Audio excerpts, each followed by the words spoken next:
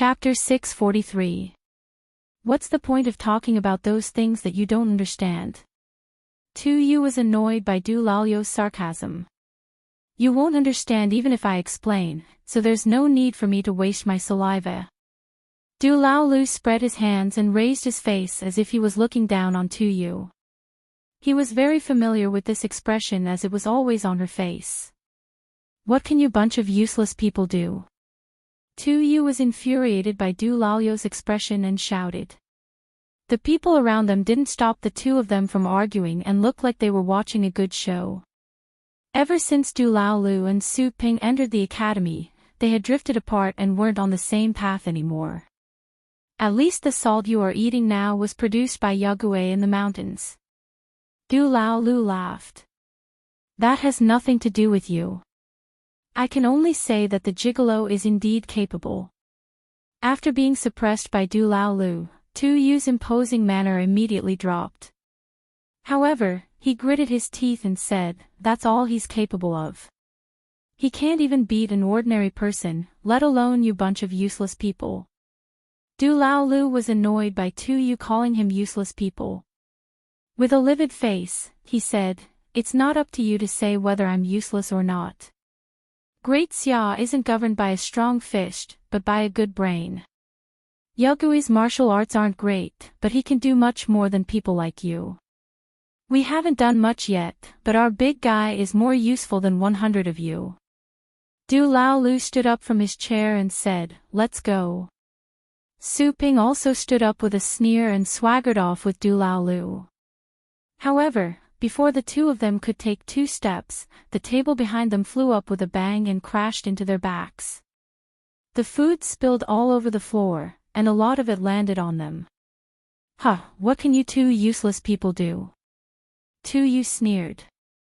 You. Su Ping got up from the floor and glared at Tu Yu. What about me? The one with the biggest fist is the boss.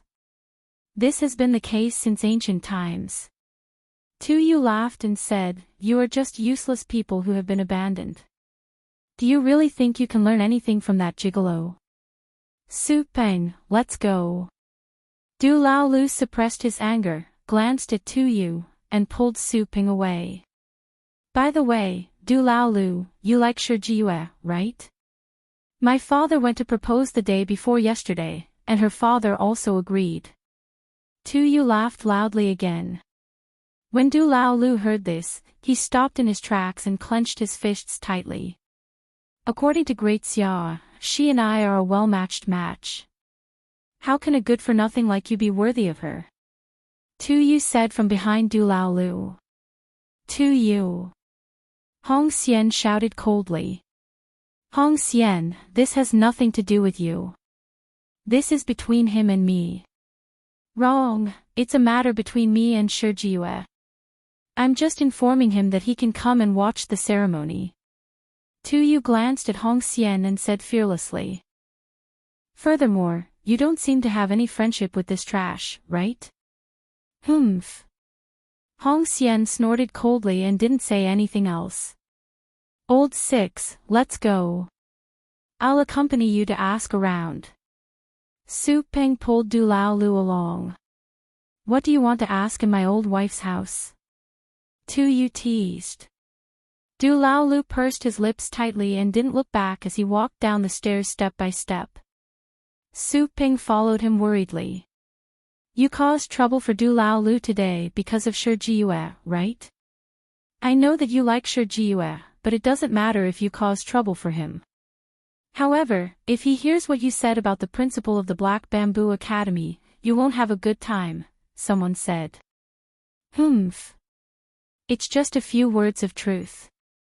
What can he do to me? Tu Yu frowned and said forcefully.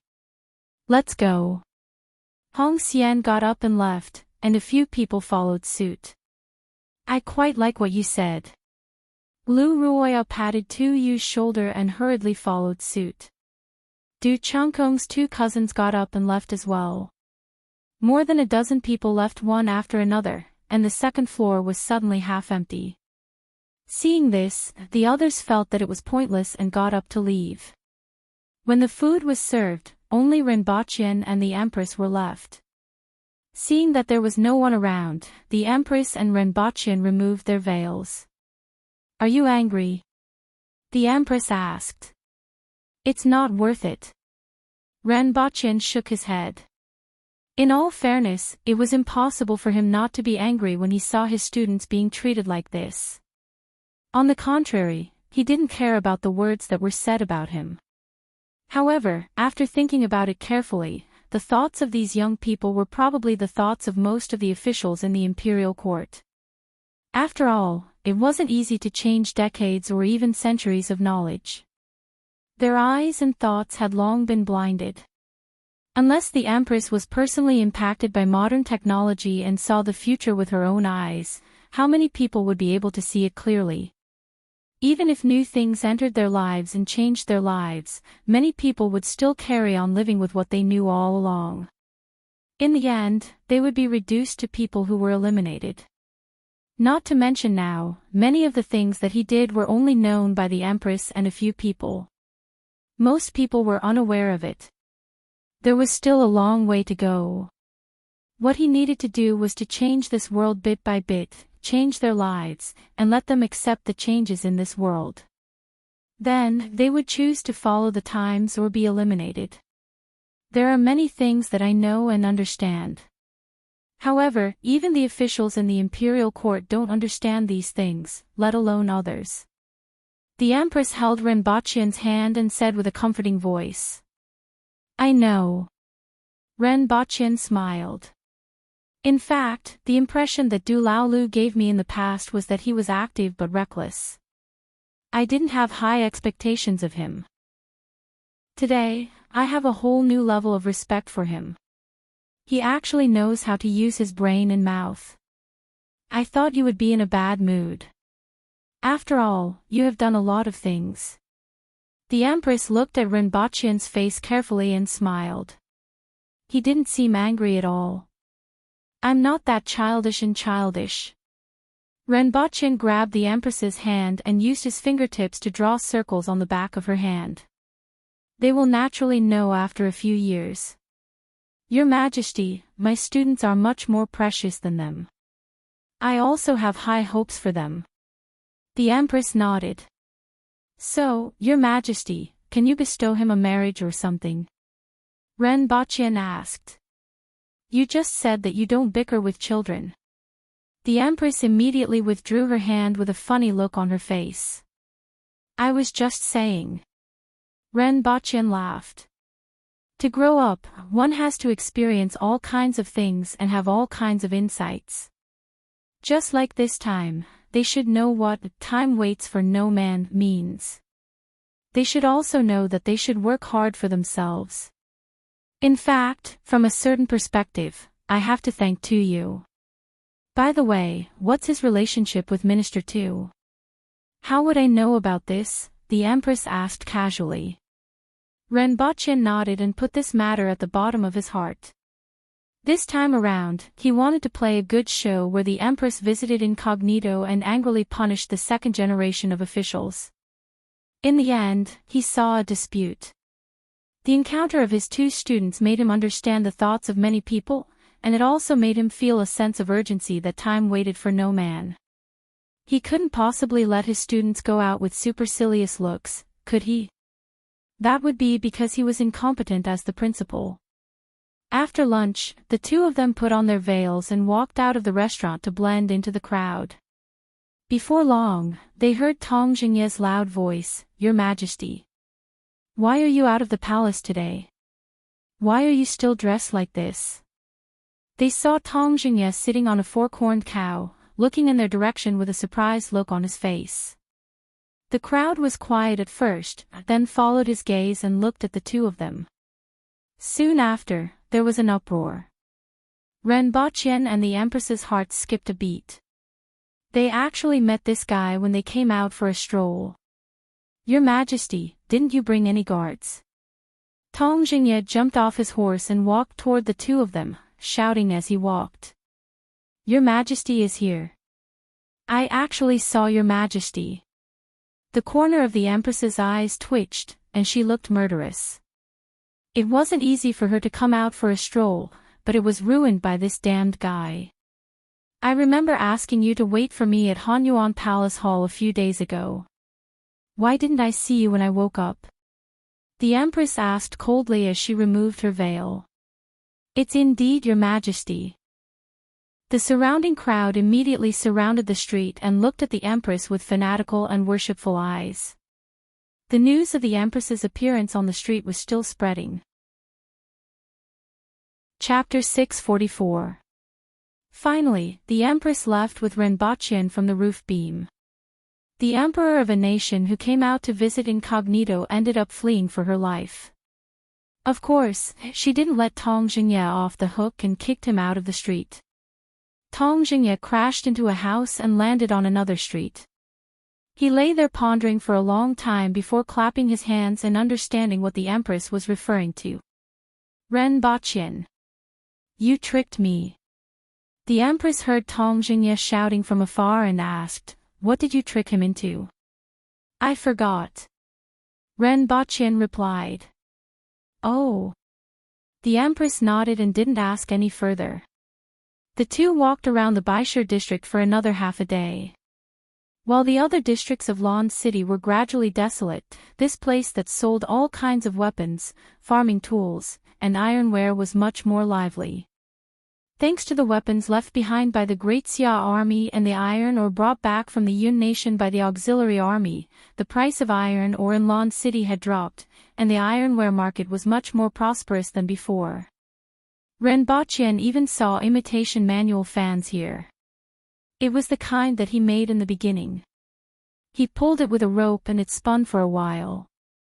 The blades of this kind of fan were made of wood and sold well at 1 tael of silver. The two then walked around the Shehu district. This used to be the largest trading place for animal hides, but it was now almost closed. Have you ever thought of selling something? The income of the national treasury is too low, and one has complained many times, the Empress asked as they walked. Although the salt produced by the Ministry of Works and the Ministry of Revenue can replenish the national treasury, the silver has been used to fill the previous deficit. Furthermore, the price of salt in Dayo is too high, and it's a huge burden on the people. In particular, as you said just now, the animal hides of the Aborigines have rotted, so there's naturally no income. Therefore, I want to reduce the price of salt by about half so that the people can afford it. Did someone tell Her Majesty about this? Renbachian smiled. I know what they are thinking, but they aren't wrong. This nation belongs to me, and you have to share some of my worries. That's why I came to ask you. Other people can have their own ideas and keep the good things in their hands, but I can't because I'm the Empress. You are my husband, so you can't do it either. The Empress said slowly. Of course, what Your Majesty wants to do is what I should do. Renbachian laughed. After that, the two of them found a place to sit down on the street. Renbachian pondered for a long time before saying, we should collect some fur. Why? The Empress was puzzled. Ever since the start of the war, the merchants of the 3 countries have disappeared. The fur of the mountain people cannot be sold and they have all rotted away. Naturally, the mountain people have no income. Without income, they naturally have no spending power. If they were to collect the furs now, it would give the mountain people some income. With this income, they could spend it in the city and purchase the necessities they needed to survive. Secondly, tanning furs required manpower and could increase the income of these people. At the same time, it could also improve the situation of some people. The money in the warehouse was just a number, but when it was circulated, it could stimulate the entire market and change the lives of many people. Finally, the price of furs is extremely low now. As long as we can find a market and sell the furs to Great Xia, we will be able to make a fortune. The Empress was a little confused when she heard what Renbachian said. Dayo's business model was very primitive and there were very few types of taxes. As a result, they didn't pay much attention to business. As Renbachian spoke, the Empress listened attentively. In any case, Rinpoche was better than her in this aspect. However, she was rather happy that the fur of the mountain people wouldn't rot away. Just like what Rinpoche said, at least this could solve some problems. This matter can only be done by you. If you want to take money from the national treasury, Tu Wan will go crazy, the Empress said. Naturally. Rinpoche nodded his head. If he wanted to marry the Empress, he would naturally have to take care of the mess in Deo. He didn't have any conflict in his heart at all. What they want is spices, right? Rinpoche muttered to himself. This thing is in the hands of your majesty, no one dares to touch it. However, if it is given to them, it will be planted in every household. With the current price of spices, as long as they have access to it, they won't let it go. And it is extremely easy for those ministers to get the seeds of spices from the Ministry of Works. At that time, the most likely outcome will be that all the farmland around Lawn City will be filled with spices. Not only will the price of spices plummet, it will also affect the planting of grain crops. After a few years, when the situation has stabilized, I will give it to them. I can take out some other things, such as daily necessities like soap, cotton, and textile technology. As long as you think it's possible. The Empress put one hand on Rinpoche's shoulder, rested her chin on the back of her hand, and naughtily blew into Rinpoche's ear. She still remembered that every time Rinpoche came close to her ear and spoke, she would feel an itch from her ear all the way to her heart. Therefore, she wanted to see how Rinpoche would react. Ah! Rinpoche let out an exaggerated scream. He tilted his head and knocked it on the Empress's forehead. Humph! The Empress snorted and sat up straight. Rinpoche's scream was too exaggerated, and his acting wasn't good enough. Let's go back. The Empress said. Okay. The next day, Rinpoche went to the Ministry of Works and taught Tongzhinya how to make soap. Then, he helped Tongzhinya plan the construction of Deo's first soap factory. Following which, he started to hire workers, open a shop, and set up a leather processing factory on a piece of wasteland outside the city. After a period of time, a shop on Lawn City's Jingyang Street put up a sign that said, "Buying furs." The shop had only been open for a few days, and it was already packed with aboriginals who heard the news. The furs that had been piled up for a long time and had even started to rot were transported into Lawn City in large quantities. Then, they were weighed in the courtyard behind the shop. Yes, weighed. Ordinary furs were measured by caddies, just like collecting waste paper. The price was slightly lower than the price that the merchants from the three nations had paid, but this was enough to make the aboriginals ecstatic. After knowing that this shop had the backing of the imperial family, many people saw this as a good deed done by the Empress to show compassion for the people. After all, Deo didn't have the means of tanning furs. Furthermore, there was a war going on outside, and the trade routes were all cut off. The only reason why the Empress did this was because she pitied the people. In an instant, the Empress's reputation rose by another level. An emperor who could show compassion and treat the people well was enough to make the emperor loved and respected by the people. Moreover, the Empress was the strongest aboriginal. She could win battles and treat the people well, so she was the best emperor in the hearts of the people. During this period of time, there were some changes in the war in the Yun nation. First of all, the elephant soldiers appeared on the battlefield. This kind of thick-skinned behemoth reaped great results from the very beginning. Zidonglai used the elephant soldiers as the vanguard to attack the enemy and annihilated nearly 100,000 soldiers from the Yun nation in one battle. Of course, more than half of these elephant soldiers were lost in this battle. They could be said to have become consumables and were crippled in one battle. However, Zidonglai's goal was achieved. This battle directly reduced the available military strength of the Yun nation by half. Chapter 645. Shuiyang City, Yun Nation. In the backyard of an inconspicuous grocery store. This was originally a secret property of the Zhang family, but after a few people arrived half a month ago, the people from the Zhang family withdrew. At this moment, a man was standing there with his hands behind his back, looking at a map in front of him. Dayo's vanguard was hundreds of kilometers away from Shuoyang City, and there was Suyang City in the middle. A man walked behind the man and said, "Chief, Yang Jiao has gone missing." "Oh." The man turned around and asked, "What happened? When did he go missing?" This man was 50 to 60 years old, dressed in green, and had a dignified appearance. He was an old acquaintance of Rinpoche, the chief of the Golden Ring sect, Zhan Chongkong. He was one of the Baihu who had been transferred from Tianjing Basin to the Yun Nation. Yang Jiao said that he went to investigate the barracks last night and didn't come back. "I went to look for him but didn't find any traces," the man said. "Was he caught?" Zhan Chongkong frowned. "I think it might be." The man hesitated and didn't dare to speak. "What might it be?" Zhan Chongkong's face suddenly darkened. "He might have run away. I've felt that something was wrong with him these few days, as if he was preparing for something. Although he's not very skilled, he's smart and good at concealment. No one knows our background, so the possibility of him being caught is very small. Combined with his performance these days, I think the chances of him running away are higher. I've long felt that Yang Jiao is cold-hearted and unreliable."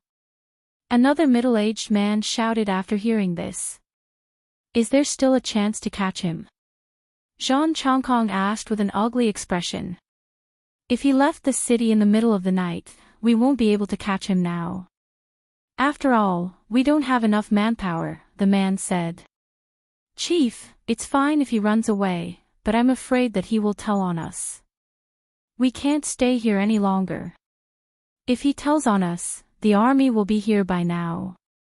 However, to be on the safe side, we really can't stay here. Lu Dong, inform the previous contact and ask him to arrange another place to stay. Su Yi, inform the others to pack their things and temporarily evacuate. And you, go and look for Yang Jiao's whereabouts again. Perhaps he really met with an accident." Zhan Chongkong made the arrangements one by one. After making arrangements for everyone, Zhan Chongkong turned to the last man, whose face was wrapped in cloth and only revealed one eye, and said, "Ling Siquan, if Yang Jiao really ran away, do you think he would inform on us and sell us out?" "Sect Master, only you, me, and Lu Dong know about the contact. Even if he snitches, the Yun Nation will only know that we are a group of people. Just be more careful in the future," Ling Siquan, the outer sanctum deacon, said. During that scouting mission, he had brought up the rear for Zhan Chongkong. In the end, half of his face and one of his eyes had been chopped off, but he had come back alive. Zhan Chongkong and the others changed their residence and monitored it for a few days. Only when they realized that there were no movements did they feel slightly relieved. Although Yang Jiao had run away, he still had some camaraderie and did not betray all these people. However, at this moment, in the capital of the Yun Nation, Prime Minister, the guards of Xian City caught a person during their patrol. It is said that he came from Dayo, so they sent him here overnight. A scholar with a long beard, wearing a long gown and a square scarf on his head said. "Oh. From Dayo. The Aboriginals." The person who was addressed as Prime Minister was a man in his 50s or 60s. His figure was round, or rather, two spheres joined together. On the smaller sphere, there was a pair of small eyes shining brightly. He was the Prime Minister of the Yun Nation. Currently, he was angrily called a treacherous Prime Minister by the scholars in the city. He was the treacherous Prime Minister who controlled the imperial court, turned the emperor into a puppet, formed cliques for personal gain, blocked speech, and demoted people with different political views. Until now, he only cared about internal strife, Xing Qingmian. No, it is said that he came from Tianjing Basin. Furthermore, he said some things, the scholar said. What? Tianjin Basin was pacified by the Aboriginals half a year ago. What? Xing Qingmian was shocked. The Aboriginals have pacified Tianjin Basin for half a year. Yes, sir. That group of barbarians actually pacified Tianjin Basin for half a year, but they still act as if Tianjin Basin hasn't been pacified. Why do you think they are doing this? Xing Qingmian got up and walked a few steps in the room. Almost every step he took caused the flesh on his body to tremble. It could be said that his entire body was made up of fat. If the news of Tianjin Basin's pacification were to spread, Great Xia would definitely not send out their troops so easily. They only needed to face the Yun nation and the Qin nation. However, they concealed this news and acted as if the Protectorate of the South was implicated in the quagmire. Now, Great Xia has once again replaced their military strength with new recruits. They have gathered a total of 530,000 soldiers, but they are still concealing this news. I am guessing that their target is this Great Xia army. In other words, their target is Great Xia. That's right. This is what I guessed as well. Otherwise, there is no reason for them to firmly conceal this news unless their target is Great Xia. Xing Qingmian laughed heartily. After laughing, he looked at the middle-aged scholar and said, in that case, their attack on the Yun nation this time, just like before, it is for plundering. The barbarians don't know how to build and only know how to destroy. They don't know how to occupy and only know how to plunder, the middle-aged scholar said resolutely. I knew it. Since this is the case, the news of the barbarians pacifying Tianjin Basin can't be leaked. We have to drag Great Xia into this. Kill them. Yes. However, neither of them knew that there was another piece of information that the man didn't say. This time, the rearguard commandery had sent more than 400 people into the Yun nation to inquire about the situation in the various cities. The reason why he didn't say this wasn't because of their friendship, but because he wanted to use this information to save his life and even ask for a reward when he met the Yun nation's officials. However, it was this little thought that made him never have the chance to say this information again. This also made the two of them never have the chance to know this information again. Otherwise, they would definitely reconsider Dao's goal in attacking the Yun nation this time. However, the current information made them misjudge Dao's goal again. They continued to immerse themselves in internal strife and worked hard for a more important goal. To them, it was a good thing that some cities had been breached. Those warlords had their own armies, and it was difficult for the imperial court to govern them. This was a situation that had been formed since the establishment of the Yun nation. Originally, there was hope for this situation to be broken decades ago, but the emperor and the prime minister at that time were short-sighted and missed this opportunity. However, they wouldn't miss this opportunity again. Now that the cities had been breached, those warlords were either dead or had fled.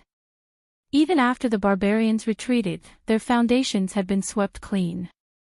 The imperial court could grasp all of those cities in its hands, and its control would be greatly enhanced. It could even create a centralized imperial court like Great Xia's.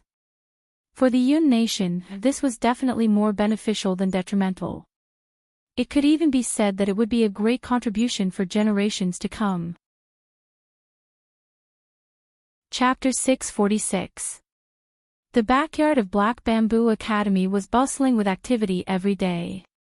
Classes were held in the morning, and in the afternoon, it became a workshop for the students. Every afternoon, there were endless sounds of smithing and arguments. At first, only the students from last year were busy here. Later on, it attracted some new students to watch from the side.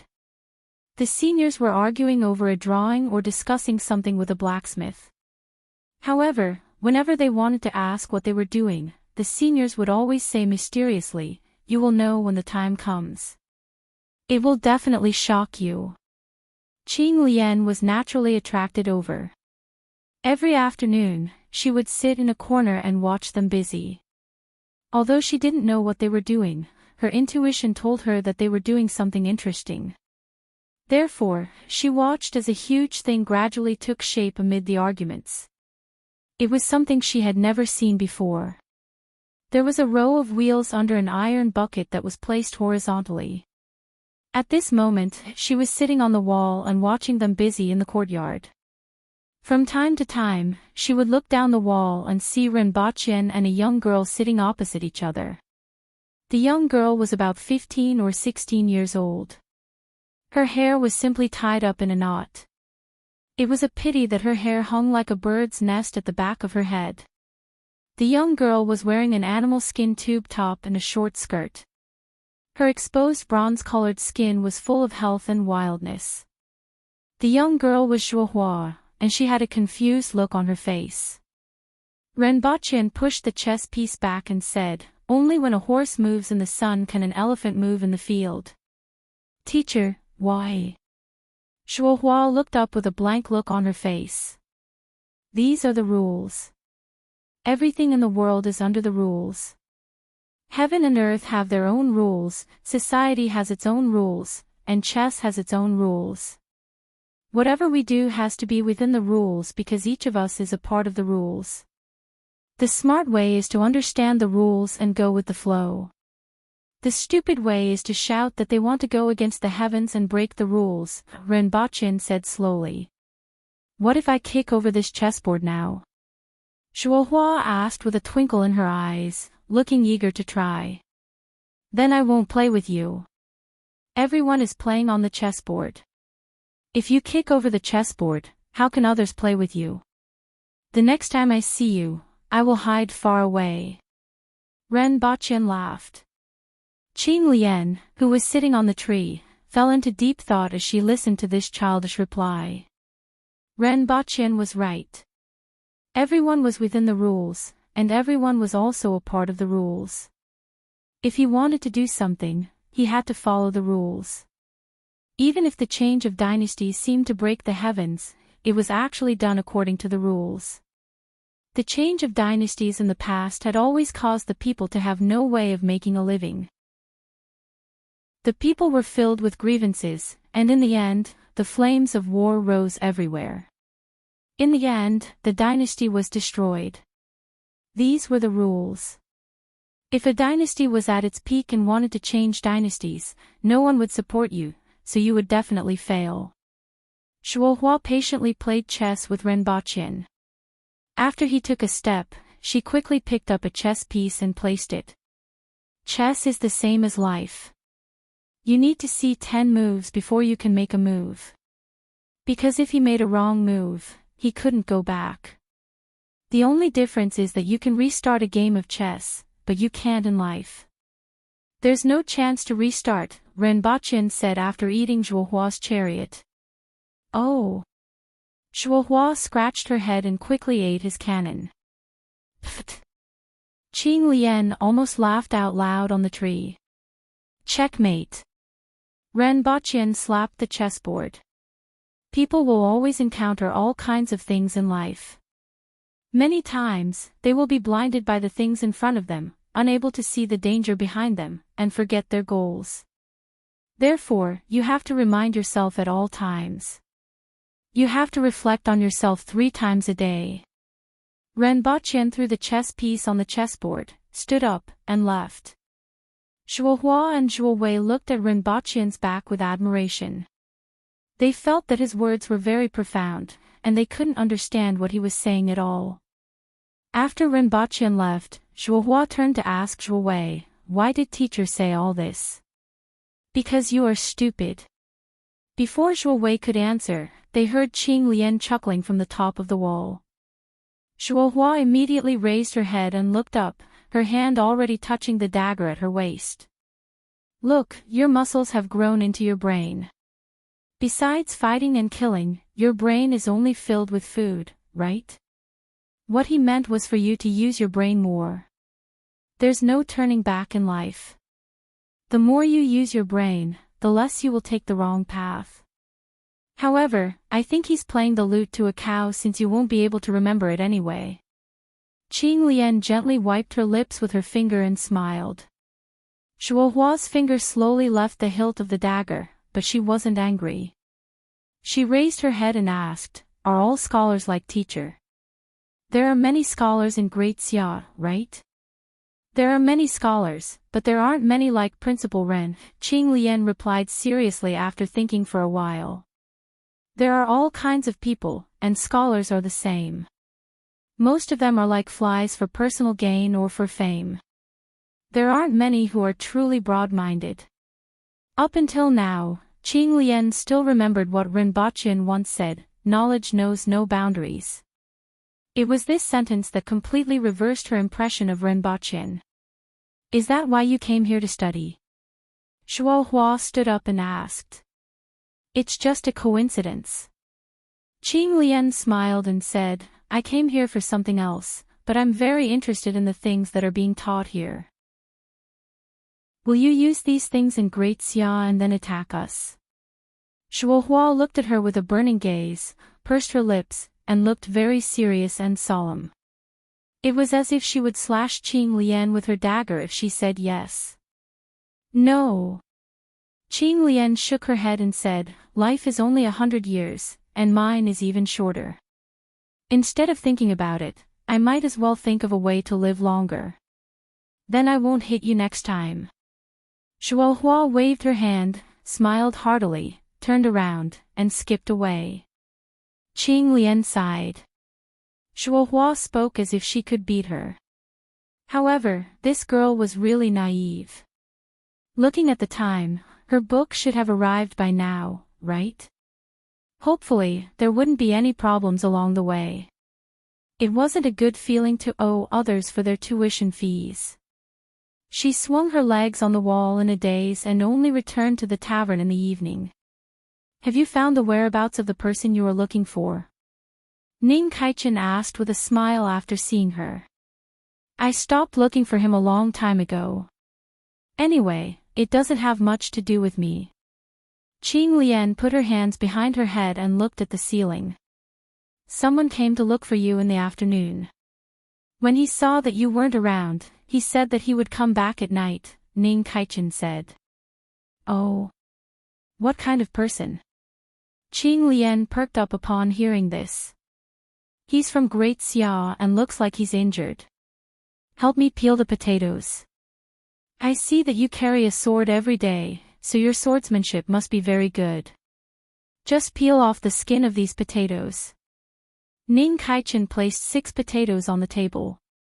"Is it delicious?" "I've asked around. It can be fried, mixed with mashed potatoes, or used to stew meat. This will be it for tonight."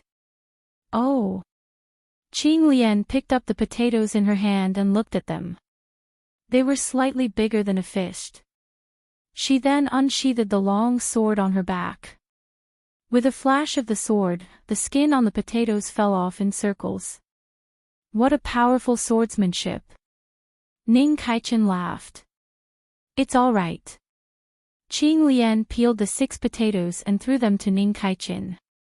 Then, she took out the dictionary that Rinpoche gave her and flipped through it. After an hour, the tavern was filled with the strong aroma of stewed meat. It was much more fragrant than usual. "Ah, did you use spices, big sister?" After a while, the two of them sat at the table. In front of them was a pot of meat and potato stew, a plate of side dishes, and a pot of fruit wine. Chapter 647. Checkmate. Shuo Hua excitedly slapped the chessboard, sending sawdust flying all over the place. Renbachien's general and Zhuo Hua's horse turned into powder with this slap, and even a piece of the chessboard was missing. "Hey, I won, right?" "Teacher, you said that if I won, you would give me meat for a month, right?" Zhuo Hua held the chessboard with both hands and stared at Renbachian with bright eyes. "Where are the chess pieces?" Renbachian asked calmly. "Although the chess pieces are gone, I have checkmated." "How can you talk about winning or losing when you don't even have any chess pieces?" Renbachian laughed and swept the chess pieces aside. "Ah. Teacher, you are cheating." Zhuo Hua's eyes widened in anger. Remember, the more you are about to succeed, the more you have to be patient. Otherwise, it will be easy to fall short of success. Renbochin smiled at Zhuohua with tolerance, got up, and left. As Renbochin walked back, he stretched his back and thought to himself, I have to find someone else to play chess with next time. Zhuohua only played 2 games with me, and she didn't even think before she played. She just relied on her intuition to place the chess pieces and won. He hated playing with these cheats the most. Principal. Qing Lian caught up with him. What's the matter? Renbochin turned his head and asked doubtfully.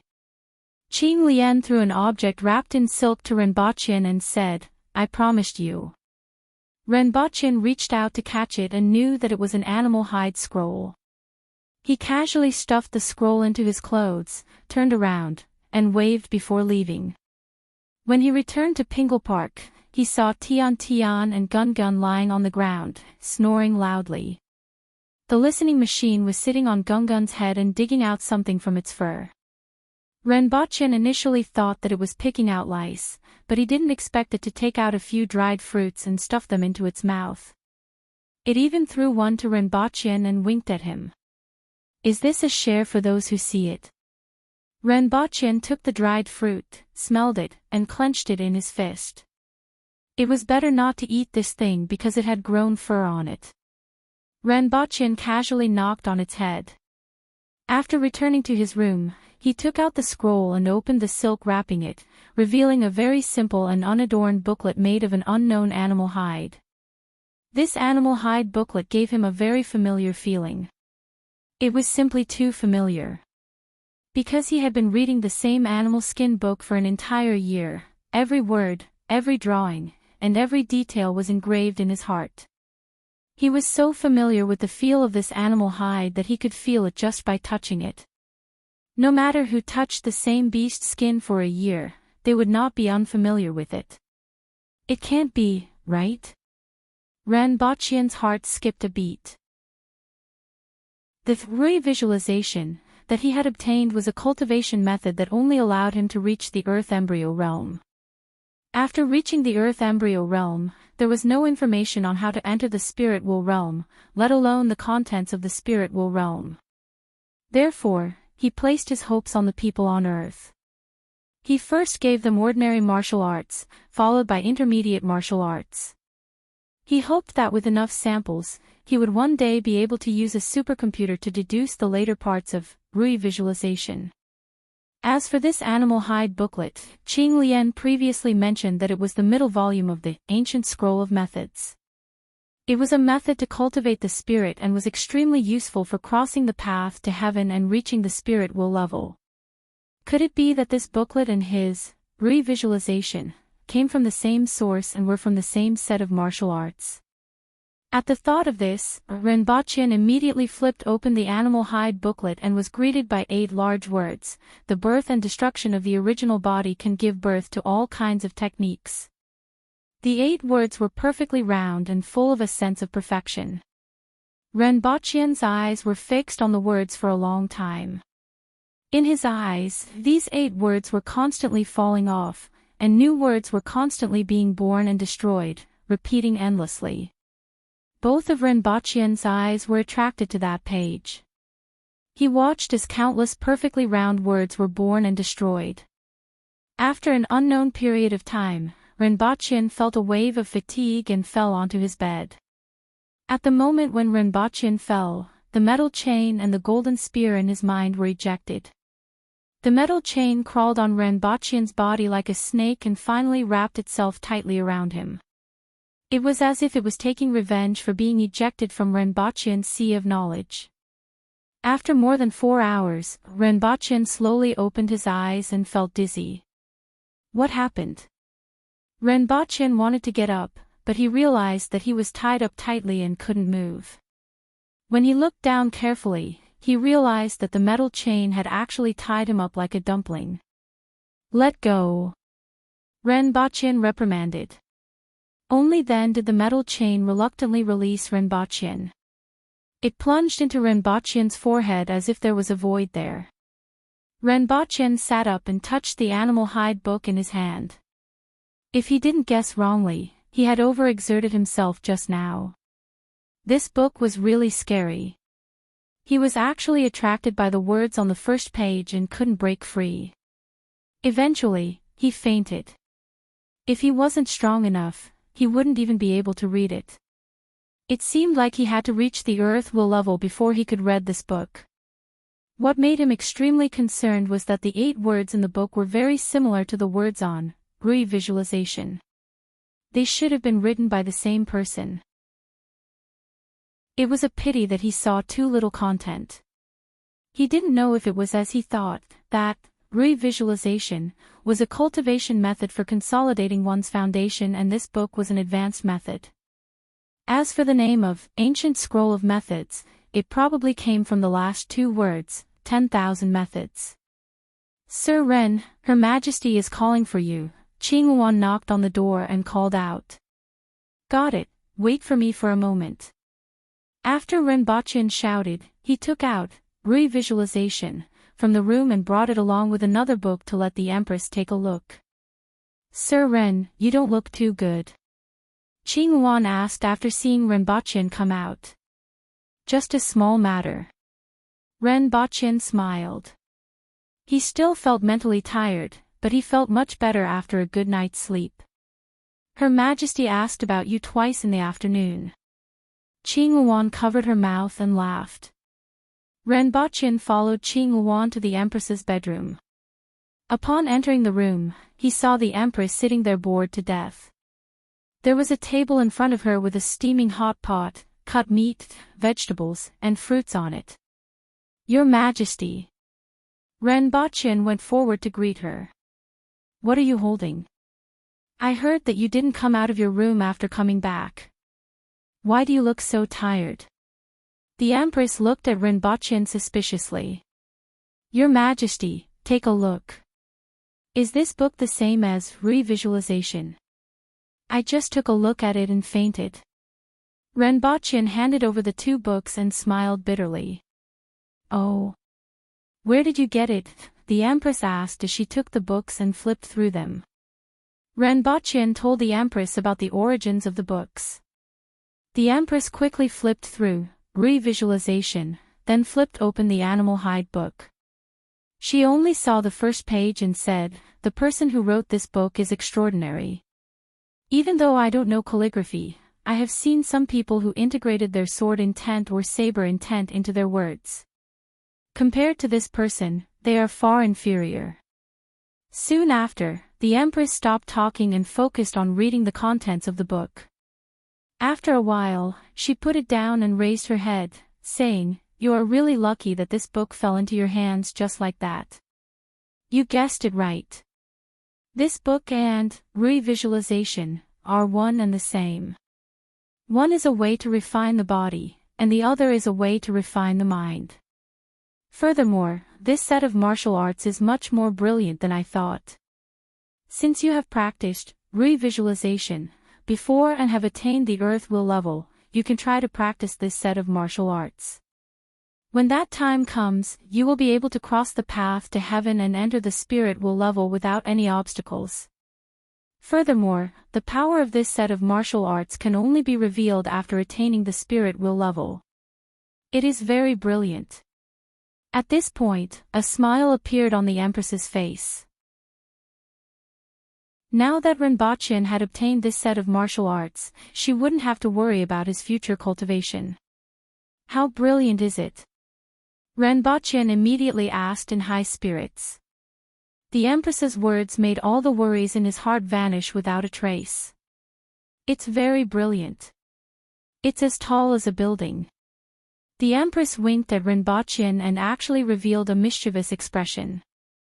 Renbochin was stunned and said, Your Majesty, there is something on your eyelashes. What? The Empress touched her eyelashes, raised her head, and asked, Are you lying to me again?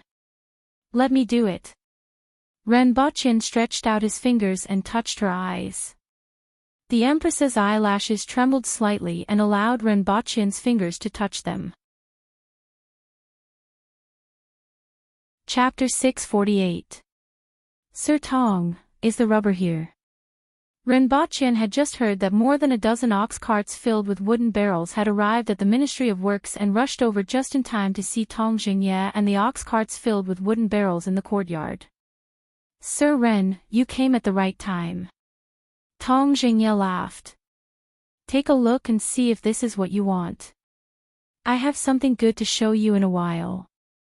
Renbochin rubbed his palms, stepped forward, and opened the lid of a wooden barrel. It was filled with milky white rubber. Unlike the rubber that had been dried the last time, the rubber juice that was extracted this time was directly sealed in a wooden barrel before being transported to Lan City. This is it. Renbochin smelled it and laughed. After waiting for so long, it was finally here. With this rubber, he could start making a lot of things. Send a cart of this rubber to Black Bamboo Academy and the rest to the Beast Park. Renbochin made the arrangements before asking Tong Jingye, is the soap ready?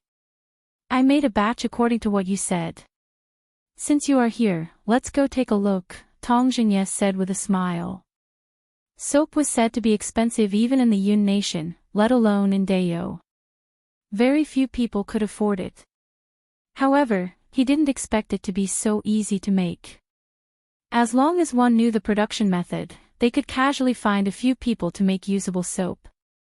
Furthermore, according to Renbochin's instructions, they added crushed flower petals to the soap so that it could be produced in several colors and had the fragrance of flower petals. It looked much better than the soap sold by the people of the Yun nation. This made Tong Jingye quite proud. Although the soap was made according to Renbochin's instructions, it was also a credit to the Ministry of Works. One had to know that there were too few things in Dayo. Every time there was something that Dayo didn't have, he would feel excited. Renbochin followed Tong Jingye out of the city and came to a newly built courtyard in the suburbs. The walls and the houses in the courtyard were all made of red bricks. Someone saw the two of them coming with their guards and immediately welcomed them inside. In a relatively large warehouse, Renbochin saw the freshly made soap. According to Renbochin, it was made from scented soap. This type of pancreas was made by grinding the pancreas of jumping sheep into powder, adding plant ash, animal fat, and mixing them into a thick paste. Then, it was mixed with flour powder and pressed into a block.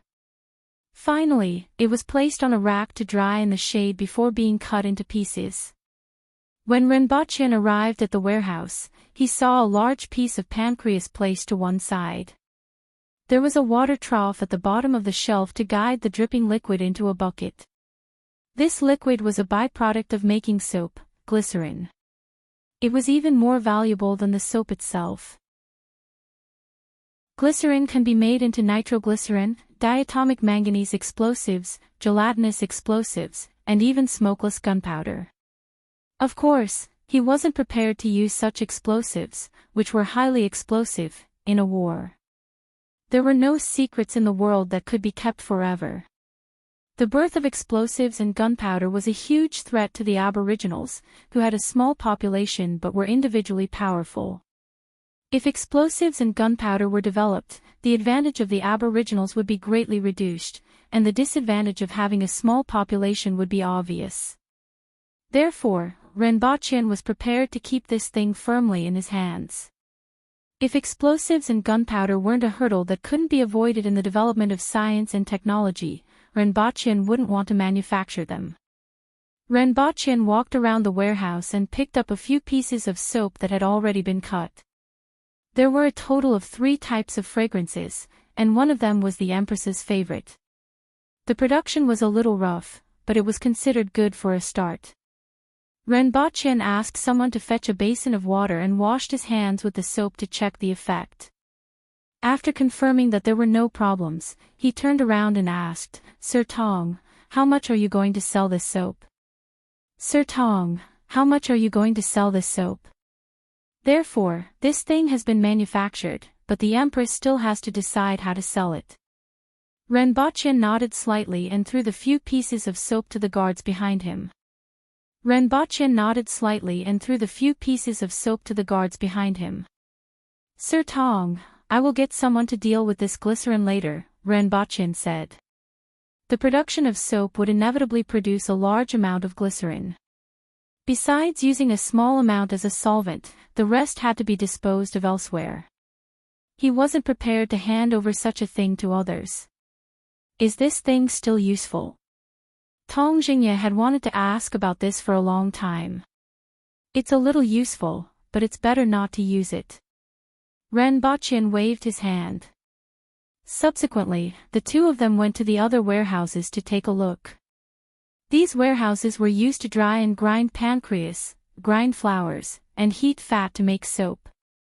There was also a large open space that was specially used to burn plant ash. Although the place wasn't small, there weren't many people, only a few dozen. You can print some patterns on the soap. Get a carpenter to make a few molds and print the patterns when pressing it. This will make it look more exquisite. Furthermore, the factory can be expanded. There are too few people now, and the production volume is too low. This thing is a consumable, and even if the factory is expanded 10 times, it can still be sold. If it doesn't work, we can find a way to sell it to Great Xia. Sir Ren, do you have a trade route to Great Xia? Tong Jingye asked. I'm in contact. Renbochin had already contacted Su Qing through Qing Lian. Later, he could also open up another route and send a caravan of the Jing tribe to Great Xia. However, within a year or two, there would definitely be internal strife in Great Xia. At that time, it was hard to say what the situation would be like. During times of chaos, non-essential goods like soap, glass, and silver mirrors would have limited sales. However, after conquering the Yun nation, it would be a good dumping ground. After visiting the soap factory, Renbochin returned to the palace and handed the few pieces of soap to the Empress. Your Majesty, these are made by the Ministry of Works. Soap. The Empress picked up a piece of soap and examined it. It was straight and angular, and there were traces of cutting on it. Not bad. I've tried it, and it's similar to what I expected. It's slightly better than the soap from the Yun nation. That's good. The Empress smiled. The days when all the goods were brought in by foreign caravans were gradually fading away. After that, Renbochin talked to the Empress about the production and sales of the soap. What do you think? The first thing the Empress thought of was to ask Renbochin. Set up a department of commerce that will be responsible for managing the factories and establishing sales channels. At the end of the year, a certain proportion will be handed over to the imperial court, and the remaining portion will be used to expand the factories, Renbochin said casually. Apart from you, I can't think of anyone else who can do it, the Empress said. I don't have the time, but I have an idea. Your Majesty, choose a department chief first and let the two shopkeepers from the caravan, Tang Feng and Gu Ziheng, be your assistants. Tang Feng and Gu Ziheng were both veterans in the caravan and had a certain understanding of this area. As assistants, they were capable enough. Now that there was only one soap factory, they could use it as practice. After they were familiar with it, the rest could be started. In the past, some of the things that the various departments needed were allocated internally. In the future, as long as the goods had characteristics, they could be classified under the Department of Commerce. The Ministry of Revenue would allocate funds to the various departments, and the various departments would then purchase from the Department of Commerce. After deducting the cost, the money would be handed over to the Ministry of Revenue in proportion. This way, everything would be on track, Renbochin said. This is the business model on Earth, right? However, by doing so, the Department of Commerce would have too much power in the future. The Empress held her chin and pondered. Although the Department of Commerce didn't have much in its hands now, the Empress knew that according to what Renbochin said, it would definitely become one of the most powerful departments in Dayo after it developed. At that time, it would be a separate department from the 6 departments of Dayo. Therefore, Your Majesty, you have to choose the candidate for the department chief carefully. Ability and loyalty are indispensable, Renbochin said. Chapter 649. After Renbochin and the Empress finished talking, the court continued to discuss the issue of the Department of Commerce for the next few days. On one hand, many people felt that the Department of Commerce was completely unnecessary. On the other hand, the Ministry of Works and the Ministry of Revenue both hoped to include the Department of Commerce in their respective areas. For the next few days, there were arguments in the court every day, and it was said that a lot of bricks were cleared from the hall every day. In the end, even Renbochin went into battle with a loudspeaker and used his volume to reason with the court officials. The Empress used force to ensure that these people would listen to Renbochin's reasoning. After arguing for 5 days, Renbochin and the Empress, who were superior in both volume and force, won. Finally, the matter of the Department of Commerce was settled. The Department of Commerce was directly responsible to the Empress, and Renbochin became the first minister of the Department of Commerce. There was another side effect, which was that the officials in the court had different degrees of tinnitus. The first thing Renbochin did was to find a courtyard in the city and decide on the location of the Department of Commerce. Before he could even summon Tang Feng and Gu Ziheng over, unexpectedly, someone came to join him. This was indeed beyond his expectations. When he left the academy, he was surprised to see that man outside the door and hear the purpose of his visit. Standing outside the door was a middle-aged man in a long gown. He was thin and weighed about 100 kilograms. When he saw Renbochin coming out of the academy, he cupped his hands and said, "Minister Ren, I'm Zhu Zhua, and I'm here to recommend myself." "Recommend myself?"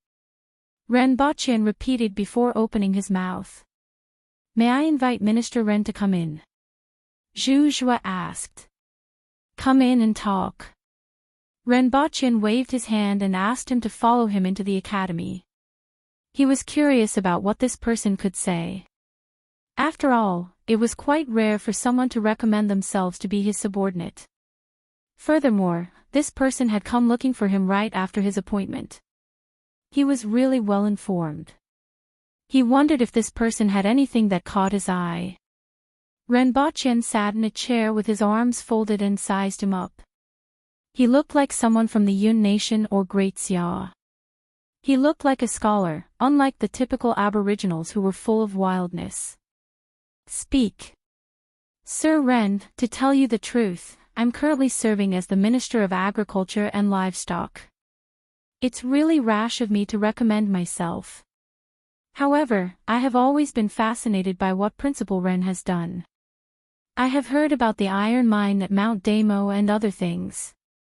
Now that I've heard that Sir Ren is establishing the Department of Commerce, I feel that I can be of some use to you. Hence, I'm taking the liberty to recommend myself. I have traveled in the Yun Nation for many years." Zhu Zhua's words moved Renbochin. He didn't expect it to be a turtle. Since he was able to become a minister counselor, he must have the ability. He had traveled in the Yun Nation for many years, so he had some knowledge. Subsequently, Renbochin asked Zhu Zhua a few questions. Even though Zhu Zhua's answers weren't completely satisfactory to Renbochin, this was because Renbochin had seen all kinds of business models on Earth and had high standards. In this world, it was impossible to find someone who could completely satisfy him in terms of business. In reality, Zhu Zhua's experience and way of thinking were much better than the average aboriginals. "You go back first. I'll think about it." At this moment, Renbochin was very tempted. However, he didn't show any expression and simply asked the other party to go back. "Yes, Sir Ren. I shall take my leave then." Zhu Zhua cupped his fists and left without any hesitation. This made Renbochin think highly of him. After Zhu Zhua left, Renbochin shook his head and said, "I didn't expect there to be such a person in the Ministry of Works.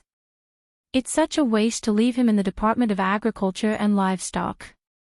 That afternoon, Renbochin got someone to investigate Zhu Zhua.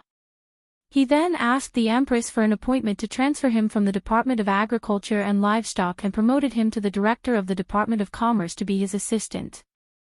Subsequently, Tang Feng and Gu Ziheng, the two former shopkeepers of the caravan, were transferred to the Department of Commerce as minister counselors. The two of them were promoted from shopkeepers of the caravan to secondary class, rank 5 minister counselors. It could be said that they had reached heaven in a single bound, so they were naturally very grateful to Renbachin. After that, Renbachin transferred some people from the Ministry of Works and the Ministry of Revenue to be the backbone of the Department of Commerce. He then asked the rearguard commandery to find some experienced businessmen in Tianjin Basin and send them to Lan City. In some ways, these profit-driven businessmen were much more useful than the officials from the Ministry of Works and the Ministry of Revenue. Renbachin divided the Department of Commerce into 3 parts. They were responsible for factories, trade routes, and financial planning. The 3 parts were completely separated. In this way, when the Department of Commerce was promoted to the Ministry of Commerce, it could be divided into 3 departments. This way, the framework would be set. After that, Renbachin became a hands-off shopkeeper. He set the direction and threw the rest to others.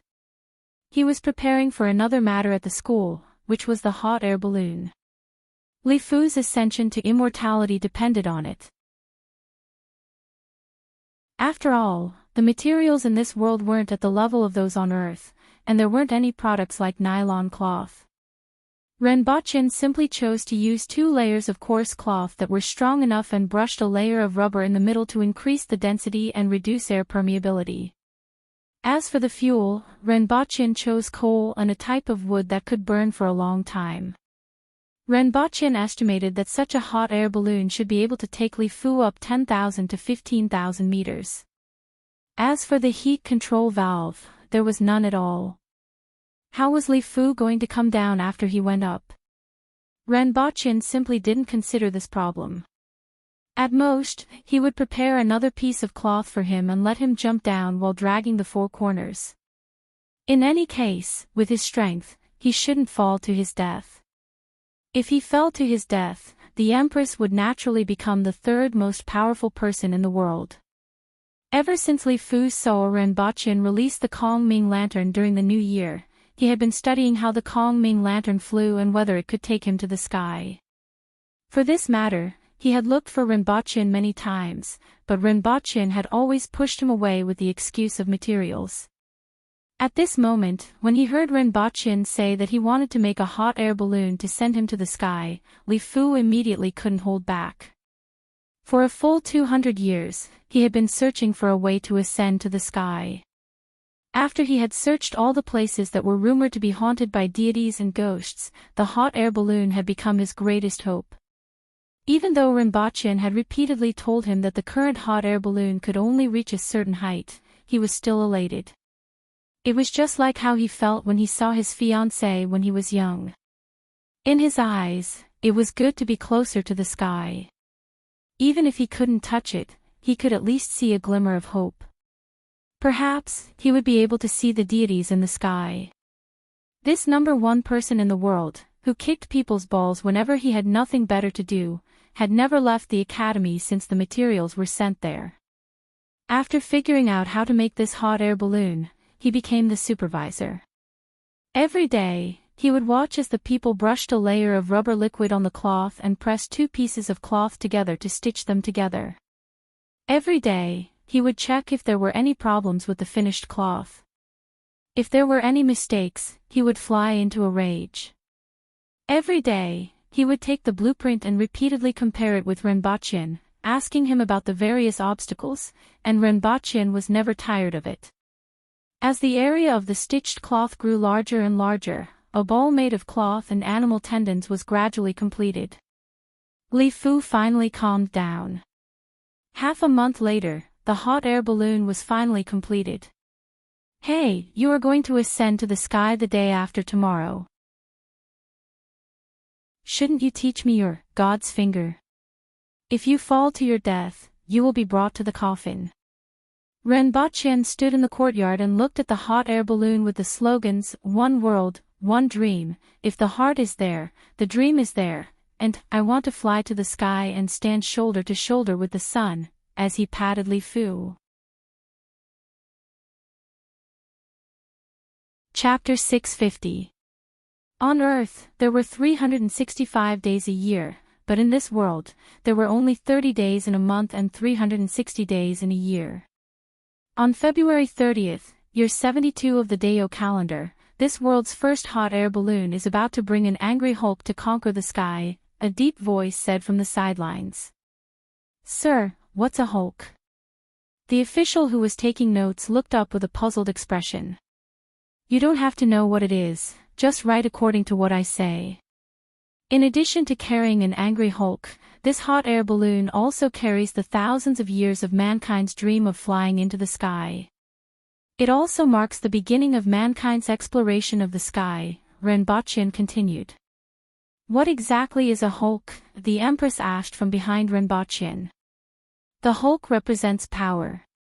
Renbochin replied. It's just a metaphor. The Empress looked at Renbochin suspiciously. She felt that he was lying again. Tell me, how much of what you said to me back then was true and how much was false? The Empress suddenly asked. With your Majesty's wisdom and intelligence, how can I hide anything from you? Renbochin laughed.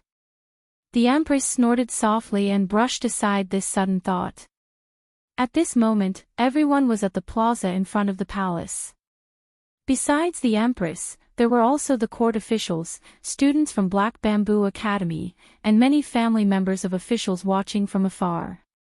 In the middle of the plaza was a hot air balloon that was being prepared. There was no thermal control equipment or any protective equipment. There was only a hot air balloon and a bamboo basket below it. On top of the basket was a large stove. As the coal and firewood in the stove burned, the hot air balloon gradually expanded and began to rise from the ground with the bamboo basket below it. One world, one dream. Tu Wan read each word as she looked at the words that were completely revealed as the balloon expanded. Immediately, someone ran to the side to see what was written in other directions. If the heart is there, the dream is there, I want to fly to the sky and stand shoulder to shoulder with the sun. These words are very imposing, and I like them very much. Qin Chuan laughed. Although they were suppressed by Renbochin and the Empress with both volume and force, these people didn't hold a grudge against them. The Aboriginals were mostly straightforward people. Unless they had really offended someone, like how Renbochin had offended young Sparrow Hawk back then, they wouldn't care about small disputes. Can this thing fly? Qin Chuan moved closer to Renbochin and asked. Of course you can. You'll be able to see it soon. If this thing can fly, then can it bring soldiers into enemy cities? Qin Chuan asked. Then, they were shot down by an arrow and fell to their deaths. Before Renbochin could say anything, Tong Jingye had already said this and looked at Qin Chuan with a mocking expression. Keep quiet. The Empress said coldly. The two of them immediately stopped talking, glared at each other, and stood on either side of each other. Senior, it's almost done. Remember, if you fall, you must spread that piece of cloth as soon as possible to increase resistance and slow down the speed. Renbochin stepped forward and patted Li Fu. In fact, there was no need to use an if, it should be an affirmative. I know. According to what you said, this thing can't go all the way to the sky, but it's good to be closer to the sky. I want to go up and see for myself. Li Fu wasn't as crazy as he was a few days ago and had completely calmed down. Well, the materials aren't up to standard yet, but we can make better ones in the future. Renbochin nodded. However, Renbochin knew that it would be useless even if he made a modern hot air balloon. The rise of a hot air balloon depended entirely on the buoyancy of the air. After reaching a certain height, the air would become thinner, and even the best technology wouldn't be able to make a hot air balloon reach the level of a rocket. That's all right, I'll go up and take a look. Li Fu said as he watched the hot air balloon slowly rise. Use coal first and then molten wood when you reach a certain height. The flame of molten wood is bigger and will allow you to fly higher, Renbochin reminded him again. I know. Alright, I'm going up. Li Fu waved his hand and then jumped into the bamboo basket on the hot air balloon. As Li Fu broke the rope on the hot air balloon, it began to slowly rise into the sky. There was an immediate burst of exclamations around the venue. The fact that it could actually fly was an extremely shocking thing for most people.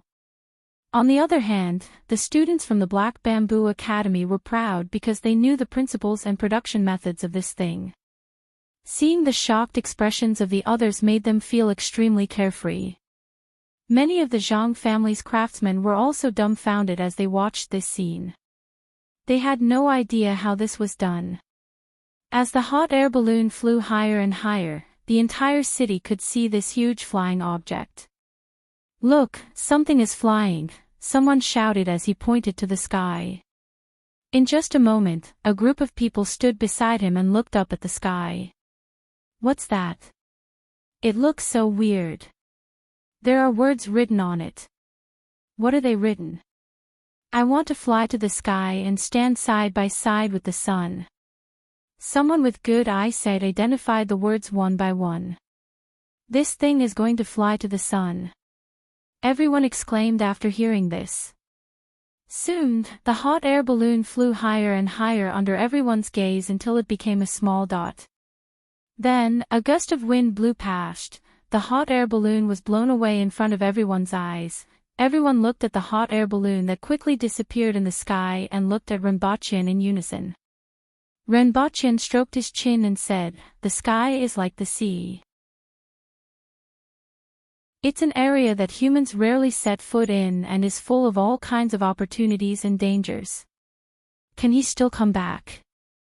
Renbochin put his hand on his head to block the sun and looked into the distance. The fuel is only enough to burn for less than 2 hours. It shouldn't fly too far, right? Renbochin turned to the Empress and said, "Your Majesty, let's go back." After the two of them returned to the palace, everyone else dispersed.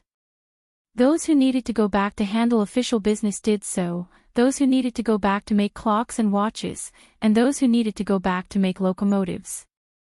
However, for the children of the officials and commoners, such a huge thing flying into the sky was still something that they could discuss for a long time. No matter which world, people were extremely enthusiastic about the dream of flying in the sky. I heard that something flew into the sky in front of the palace today. Qing Lian was asked by Ning Kaichin as soon as she returned to the tavern. Yes. Qing Lian nodded. Until now, she still felt that this thing was very powerful and interesting. If she had the chance, she also wanted to ride that thing into the sky to see what it looked like. What's that? How did you do it? It's called a hot air balloon. I saw how it was made, but it's a little troublesome to gather the materials, Qing Lian said. It would be great if I could also go up to the sky to take a look, Ning Kaichin said with some yearning. I heard that that thing is going to fly to the sun. The sun is so hot, will it catch fire? Ning Kaichin asked again. Qing Lian was stunned. She really hadn't considered this question. There were many such discussions in the city. This hot air balloon didn't have much technical content in Renbochin's eyes, but many people felt that it was very powerful. It was simply too powerful to be able to take people into the sky. The reputation of the Black Bamboo Academy also took this opportunity to spread throughout Lan City. Chapter 651. Shanghai. In a bar at the corner of the street, it was filled with beer bottles, drinks, cooked food, and pizzas. It looked no different from any other bar, except for the tightly shut door. There were more than a dozen people either standing or sitting in the bar. Some of them were Chinese, while others were blonde foreigners. Some were holding a glass of beer, some were playing with a handheld game, and some were playing with a dagger. Their faces were either calm or relaxed. There was no sign that they were having a party. Everyone, according to the results of our investigation, the thing we want is in that house. One of the men with blonde hair and blue eyes lowered the volume of the speaker and clapped a few times to attract everyone's attention. Steve, do you see those people in the yard? They can use a car as a gym equipment. They can break a tree with one punch. God, are they really human? I even suspect that a superhero from a movie has come to life. Another person said in an exaggerated tone. The people around him ignored him, because he had said this more than once. Andy, that's why we're here. The order from above is to get what we want from them no matter what, Steve said. Yes, strength doesn't mean strength. It also requires skill and flexibility. There's a saying in Hua Nation, speed is the only unbeatable martial art. I like this saying. Guns are the fastest. A bronze-skinned woman stuck the dagger in her hand on the table and said, "This is not an easy task. Those people are not just strong, you can tell from their movements. And they're not just one person, there are more than a dozen of them. The most important thing is the location. This is not some small country, it's Hua Nation, one of the most dangerous countries in the world. I hate carrying out missions in this country," another bald man said. This is a mission, everyone, please remember your identity, Steve raised his voice to remind them. They do look strange, but that's why we're here. According to the information obtained by the CIA, the owner of the house has a laboratory under his name, and on the surface, he's doing drug research. In reality, he's doing some biochemical research on the human body, and there's been considerable results. These things have already been obtained by Hua Nation, and they're making biochemical soldiers. It was obvious that there was no way we could steal those things from Hua, and this person was the best way to do so. Our mission is to get the information he has, and if possible, take the owner of the room with us. Steve took out various photos and blueprints from a folder and threw them on the table. The photo at the top was of a sturdy man in his 20s. The second photo was of a woman in red with a cold expression. This man is our target. Let's call him Mole. This woman, whose identity was unknown, was his girlfriend. They have been in the room for a long time. I believe that there is a basement in the house. The thing we want and our target are most likely in the basement. This is the blueprint of the room. The location of the basement is likely to be here and here. Also, note that the food they transport every day is enough to feed 200 people. Therefore, we have reason to believe that there is another laboratory underground, and there are many people or experimental materials inside. Stephen tapped twice on the map. Do you have any other questions? Stephen looked at everyone and answered a few more questions. Seeing that no one had any questions, he said, now let me make the arrangements. This is point 1. There will be surveillance during the day, and they are likely to be Hua Nation's agents. They will leave after 10 at night. However, we still have to keep an eye on this place. If they are discovered, Kobe and Robin will be responsible for dealing with them. This is point 2, the target's entrance. There are no surveillance devices in the entire courtyard, and no dogs, so we can sneak in directly. This are point 3 and 4, respectively. Team 1 and Team 2 will sneak in from these 2 points. According to our observations, most of them will drink after 8 at night, and end at 10 at night. Their vigilance is very low. Our attack time is at 12 at night, just after the Hua Nation agents change shifts. Let's get rid of those 2 first before attacking. This is their power system. Negan, you are responsible for cutting it off, and Sarah will be responsible for blocking the signal. After cutting off the power, Team 1 will break in from the front, and Team 2 will break in from the back. Team 3 will prevent anyone from escaping. We have to clean up in 5 minutes. We have 1 hour to get all the information and retreat. This is the attack route for each team. Take a look. This mission is very important. Only success is allowed, no failure is allowed. Also, this is the retreat route. Everyone must remember it. After we succeed, a speedboat will pick us up, and we will arrive in the open sea in 4 hours. If everything goes well, we can disappear from everyone's sight before they can react, Steve arranged. Everyone picked up a piece of paper from the table.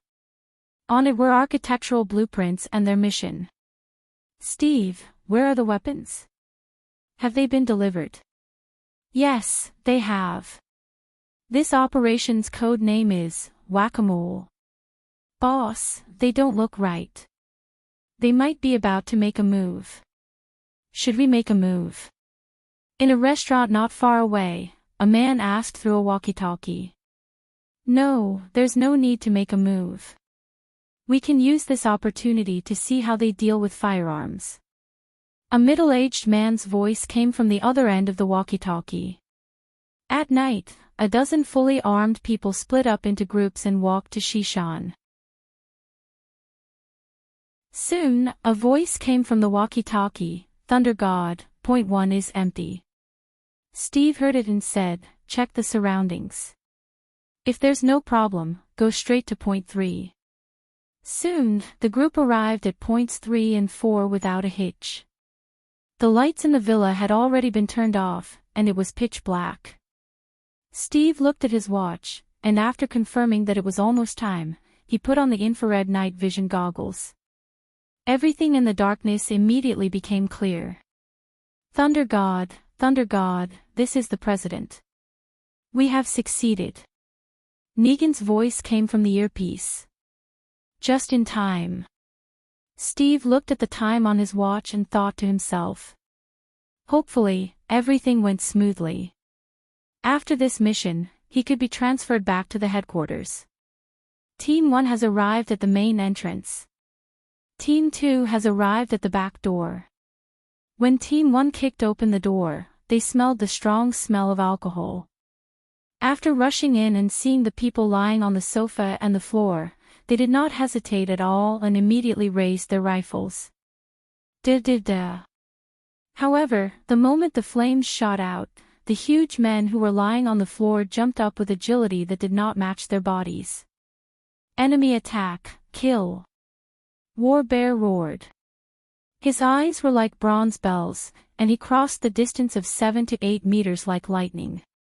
His fist whistled through the air as it smashed into a man's head.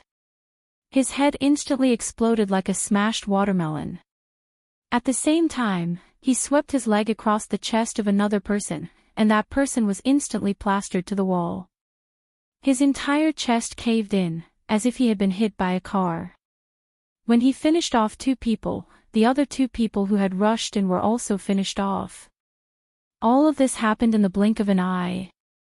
Almost at the moment when the gun was fired, everyone jumped up from the ground. The kill was already completed. The 4 people of Team 1 did not even make a sound before they were smashed into pieces like tofu. At this moment, the 4 people of Team 2 had just rushed in from the back window, and they were greeted by more than 10 man-bears who were drunk but full of killing intent. Team 1, what's the situation? Team 1. Team 1, report back. Team 2. Team 2. What exactly happened? Steve was still calling out to the 2 teams outside. Just now, he only heard a few gunshots with silencers and the sound of collisions coming from his earphones, and then everything went silent. At this moment, 5 or 6 men walked out of the door that had been smashed open. They looked up and looked around, then jumped away at an amazing speed. One of them went straight to Steve, while the others went to other places where there were people. Like superheroes in the movies, the 5 or 6 people jumped dozens of meters and almost reached Steve's head in one jump. This scene made Steve's eyes pop out. No, this is impossible. Steve rolled on the ground and at the same time raised his hand to shoot into the air. However, the man just crossed his arms in front of him to protect his vital parts. As blood bloomed on the man's body, a big foot stepped on Steve's chest. Chapter 652. Ha, you were actually injured. Idiot. Xiaoning was ridiculed when he returned to the villa with a body full of bullet holes and a tattered corpse. I just wanted to see how powerful this thing is. Xiaoning retorted. Then why didn't you stick your head out for him to hit? Su Wei mocked. Why do you have so much nonsense? Xiaoning glared at him. Just as Su Wei retorted, he saw a few others dragging corpses back. Xiaoning wasn't the only one injured. Have you seen this thing before? Xiongzhan understood the situation and looked at Xiaoning suspiciously. I've seen it before, but I haven't tried it myself.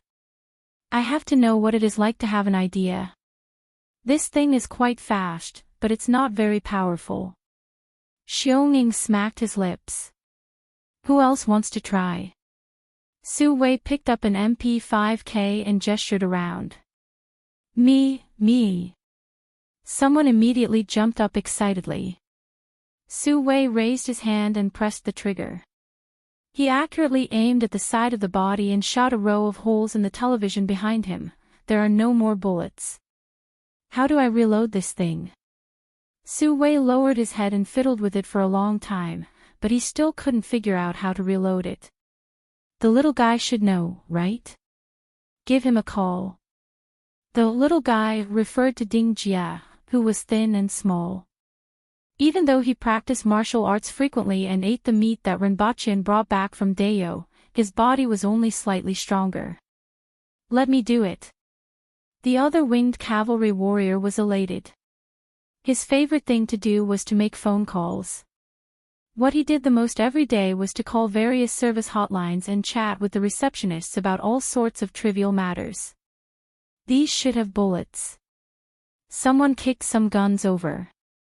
Just now, many people lost their lives without firing a single shot. The difference between an earth will expert and an ordinary person was too great, even for a specially trained agent.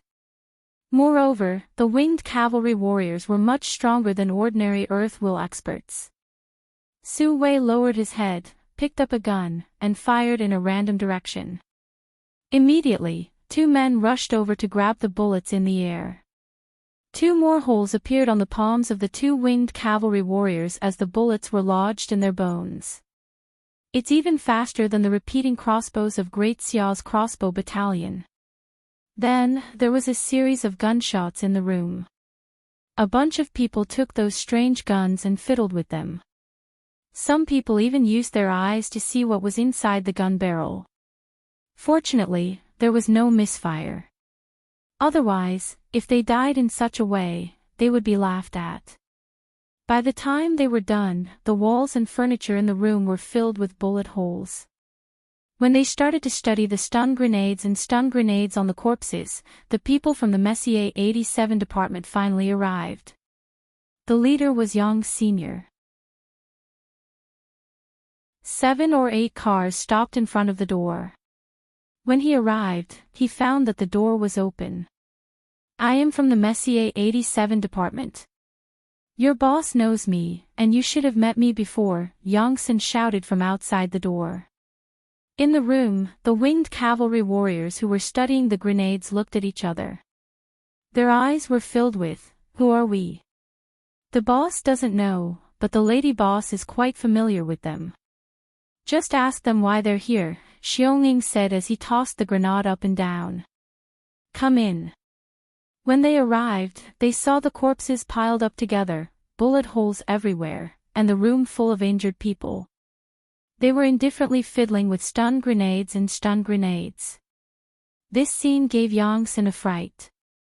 According to the data obtained, these people shouldn't pose too much of a threat, even if they launched a sneak attack in the middle of the night. After all, the physical state of these humanoid monsters was too terrifying. However, when they arrived, they discovered that 11 of the 16 people in the room were actually injured. What was strange was that other than 2 people who were injured in the arms, the rest were injured in the hands. This made them wonder how they did it. "Where's your boss?" Yang Sen asked. "He's not here. I knew that someone was going to attack you, so I rushed over, but I was still a step too late. Fortunately, nothing serious happened. Do you need a doctor to come over for your injuries?" "Injuries? What kind of injury?" Everyone looked at him with bright eyes. "How could there be any injury? Your arm is still bleeding. Do you want to bandage it?" Yang Sen pointed at Xionging and asked. Xionging lowered his head to take a look. Then, the muscles on his arm bulged, and a bullet that was missed just now was squeezed out by him. It fell to the ground with a thud, and without any treatment, the bleeding immediately stopped. This scene made Yang Sen and the others' eyes twitch. Yang Sen pointed at the corpses and said, "These people are foreign agents. We have to bring their corpses back and investigate their origins. These are ours." Many of the winged cavalry warriors glared at him. There were actually people in this world who dared to snatch their things. Even if they didn't deliberately release their aura, it still made Yang Sen and the others feel as if there were more than 10 humanoid beasts in front of them. It was as if they would become food for these beasts at any time. Even though it was summer, it still made everyone feel cold from head to toe. "These are corpses," Yang Sen explained. "They are also ours." Xiongning pointed at the corpses, guns, and ammunition on the ground and said, "They are all ours. My father taught me since young that whoever wants to snatch my things, I will kill him. If I want to snatch someone's things, I will kill him first." Although his voice was flat, it was full of ferocity. His eyes, which were like those of a ferocious beast, gave off a bone-chilling glow. The first sentence was fine, but the second sentence was beyond the bounds of earth. However, Yang Sen didn't doubt the authenticity of these words at all. Although he hadn't dealt with them much, from the information he had obtained, these people were like this. They were cruel, violent, and full of savagery. Yang Sen didn't want to have a conflict with this group of fellows. He changed the topic and asked, "When is your boss coming back?" "I don't know. It's such a hot day. If we don't deal with these corpses, they will rot and stink. In that case, let's dig a hole and bury them. Can we take a look here then? We have to know the identity of these people who attacked you and see if we can find any clues. After that, I will get someone to send you some freezers and put the corpses in them," Yang Sen said helplessly. It seemed like it was easier to talk to him. "All right. Send some wine along the way." This time, the winged cavalry warriors agreed happily. "And pig head meat. And pork knuckles and trotters. Send a roasted pig over." Yang Sen's eyes twitched when he heard this. What did this group of people think they were doing? Delivering food. After that, a group of people busily arranged the corpses into 360 poses and took pictures.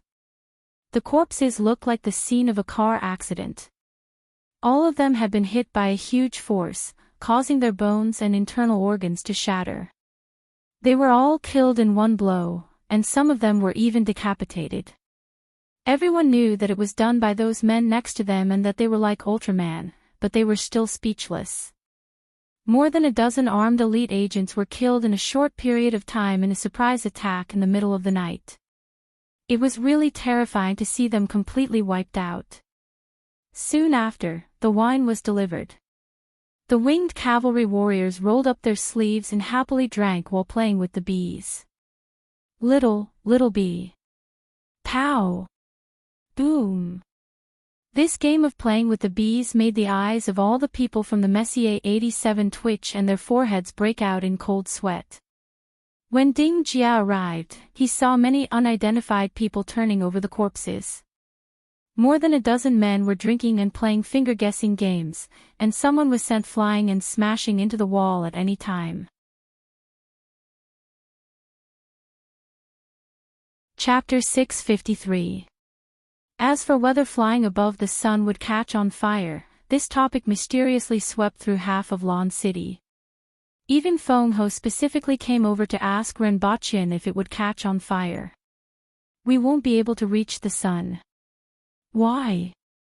Will it catch on fire if it does? It will catch fire. Why is it on fire? The sun is a big fireball, just like a torch. Why do you think it's on fire? Why don't you try putting your finger in the fire? If you can't light your fingers, they'll burn. The sun is a big ball of fire. What does the sun keep burning? Why is the sun burning? Do you have 100,000 whys? Renbaqian realized that he wouldn't be able to explain it clearly to Feng Ho. You don't know. Feng Ho had a look of disdain on his face. If you don't know, then say it. Renbaqian almost vomited blood. The sun is made up of the simplest elements such as hydrogen and helium, which convert the pressure of the sun's magnetic field into light and heat. What is a kiss? What is helium? What is a magnetic field? What was conversion? Why didn't the sun go out? Did you know that? Do you know or not? If you don't know, just say you don't know. I'll ask someone else. Renbaqian was immediately infuriated. Why didn't he realize that Feng Ho had such a cheap mouth in the past? How could he be doubted by this fellow? If he didn't know, who else would know? This was intolerable. Renbaqian spent the whole afternoon explaining to Feng Ho that the sun converted hydrogen and helium into light and heat. The converted light and heat were then converted into pressure in the form of a magnetic field. The hydrogen and helium then converted the pressure into light and heat. In this way, the energy repeatedly changed from one form to another, maintaining the same total energy, which was the conservation of energy. Do you understand? Renbaqian had already drunk 3 big cups of tea. There was a crowd of students outside the classroom listening to Renbaqian's lecture. I don't understand. It's too troublesome. Forget it. If you don't understand, then you don't understand. Feng Ho shook his head and walked away with a calm expression. Renbaqian almost spat out another mouthful of blood. Why did I bother with you all afternoon? Ha! I drank 3 cups of tea and chatted with you for the whole afternoon, and you just walked away like that. At that time, Renbaqian felt like he had been f***ed. Soon, the court officials no longer pondered the problem of how to find the sun at night. Less than 2 days later, something else attracted their attention. It was a clock that was 2 meters tall and half a meter wide. A quarter of the top was the dial and the bottom was the pendulum. The case is made entirely of wood, and the outside of the dial and pendulum are inlaid with glass. When this was presented to the royal court, it immediately attracted everyone's attention. Especially after knowing that the function of this thing was to measure time, and that it was much more accurate than a sundial and didn't have as many restrictions as a sundial, this thing that could accurately measure time immediately made everyone fall in love with it. A group of people gathered around to study it. The 12 numbers on it represent 24 hours, right? Tu Wan asked as she stroked the glass on the dial. Her eyes were almost glued to the glass. How does this thing walk on its own? Shui Yan was also curious. With this thing, time will be much more accurate in the future. Shi Qing stroked his beard and nodded. The Empress was sitting on the throne, allowing them to study the pendulum clock. She looked very happy. She liked this pendulum clock very much. It was the first pendulum clock in the world, and it was perfect for her collection. In addition, this was also made by Renbaqian. She now enjoyed seeing the surprised expressions of these people after he made all kinds of things. However, at this moment, she heard a cracking sound coming from the crowd. The Empress's happy expression immediately froze. Crack. Crack. Hua! The crowd dispersed with a whoosh, leaving behind the dumbfounded Lian Liang of the War Division and the half-broken pendulum clock. Drag him away and hang him on the city wall, the Empress said coldly. It's not. It's not me. Lian Liang wanted to cry but had no tears. He turned to look at his superior, Qin Chuan, who was looking up at the sky. Then, he looked at Shi Qin, who was looking down at his heart. Then, he looked at Zhui Yan, who was studying his palm print with his head lowered. If it's not you, who is it? The Empress's cold gaze swept across everyone. Everyone looked at Lian Liang in unison, and the meaning in their eyes was very clear. It's you. Sir Lian, confess. Tai Yan said leisurely. Lian Liang opened his mouth for a long time and was almost angered to death by this group of people. He didn't use any strength at all just now. There were so many people touching him just now. How did it become like this? When Renbaqian returned to the palace, he saw Lian Liang, who was hanging on the city wall, fluttering in the wind. He stood outside the palace and looked at him for a long time, not knowing who did it. This method of binding was really fascinating. They actually used tortoiseshell to tie Lian Liang up. For some reason, Renbaqian suddenly thought of the Yangqing Lake hairy crabs when he looked at Lian Liang, who was tied up and hung on the city wall. After thinking about it carefully, he had never seen crabs in Dao and didn't know if there were any. The ingredients in this world were much better than those on Earth. It seemed like in the future, besides searching for various resources, he would also have to find ingredients. Renbaqian returned to the palace while thinking about it. Sir Ren. Lian Liang's expression changed a few times as he called out to Renbaqian, who was sizing him up from afar and lowering his head in deep thought. Renbaqian stopped and looked up with a smile. Official Lian, what's the matter? Lian Liang pondered for a long time.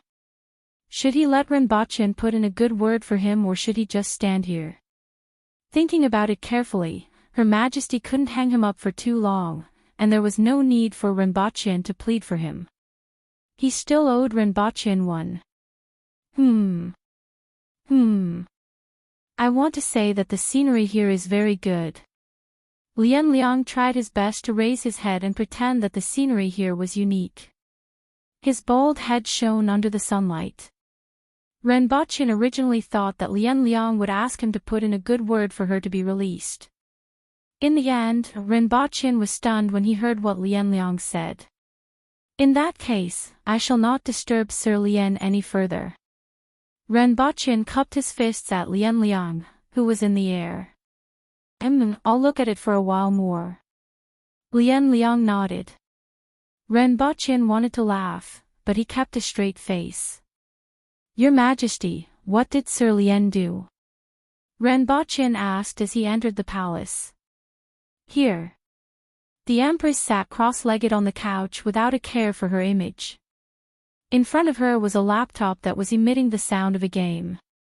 Upon hearing Renbaqian's words, he raised his head and raised his chin. It was only then that Renbaqian noticed the broken pendulum clock at the side.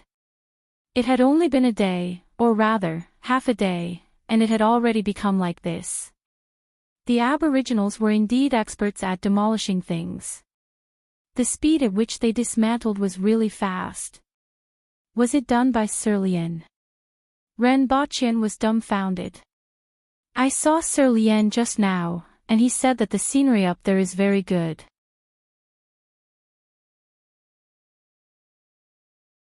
Chapter 654. Renbaqian and the Empress didn't return to Earth with 2 people, but 3. In addition to Renbaqian and the Empress, there was also a cold-looking lady in metal armor, Xianjia. Renbaqian originally thought that if this young lady with poor eyesight was nearsighted, he would just give her a pair of glasses. However, based on his online research, Renbaqian discovered that she had a congenital weakness and slight astigmatism. As such, he had no choice but to bring her back to Earth for a hospital. Xianjia was shocked for a moment before calming down from the palace of Dao to the villa on Earth. She squinted her eyes and observed her surroundings. In fact, she already had all kinds of speculations about the Empress's frequent disappearances and those strange things. Now, she finally knew where the Empress went after her disappearance. There are people downstairs. Xianzhi squinted her eyes and said. There are 16 winged cavalry warriors, and there are others. Can you feel them? Renbaqian asked curiously. Xianzhi glanced at Renbaqian, turned her head to the side, and said, I can feel some of them. The aura of the winged cavalry warriors was very special. In addition to their Kismet heaven strength, they also had a very strong murderous aura and a violent aura. In addition, there were 11 other people. They were very weak and were about the same level as a 4 or 5-year-old child. Oh, I will get you some clothes to change into later. Renbaqian nodded and didn't care too much. It was very normal for there to be people downstairs. Go and find some clothes for her. The Empress said lightly and went back to her room to change her clothes. Why do I need to change? Xianzhi asked coldly after the Empress left. Because you can't meet people with these clothes. Just change when I ask you to. You will understand after you go out and observe for yourself. Renbaqian muttered to himself. Where did he have women's clothes? However, seeing that Xianzhi was only slightly shorter than him, Renbaqian opened his wardrobe and found a white shirt that he hadn't worn since he bought it. He also found a pair of jeans. Wear it like this. Renbaqian picked it up and demonstrated to Xianzhi. Xianzhi's body was covered with iron armor that was connected by rivets. It went from her abdomen to her shoulders and around her neck. Only her arms and the area above her neck were exposed. Below the waist, there was an iron skirt made of iron leaves. The length of the skirt reached above the knees, and it made a rustling sound when she walked. After seeing Renbaqian demonstrate how to put on her clothes, Xianzhi's expression didn't change at all as she took off her armor. She raised her hands, twisted her body, and the armor on her upper body fell to the ground. His naked upper body was exposed. His skin was as smooth as jade. Perhaps it was because he hadn't seen the sun for a long time, but his skin was almost white. His plump chest stood erect, bewitching and captivating. In addition to that cold but extremely beautiful face, there were not many men who could control themselves in front of her. Renbaqian glanced at her and sighed in admiration. Her figure was really indescribable. It was usually hidden under the armor and was much better than Lin Chaola's flat figure. However, he did not expect that she was not wearing anything underneath and did not even try to avoid it. Before Renbaqian could say anything, Xianzhi took off her battle skirt.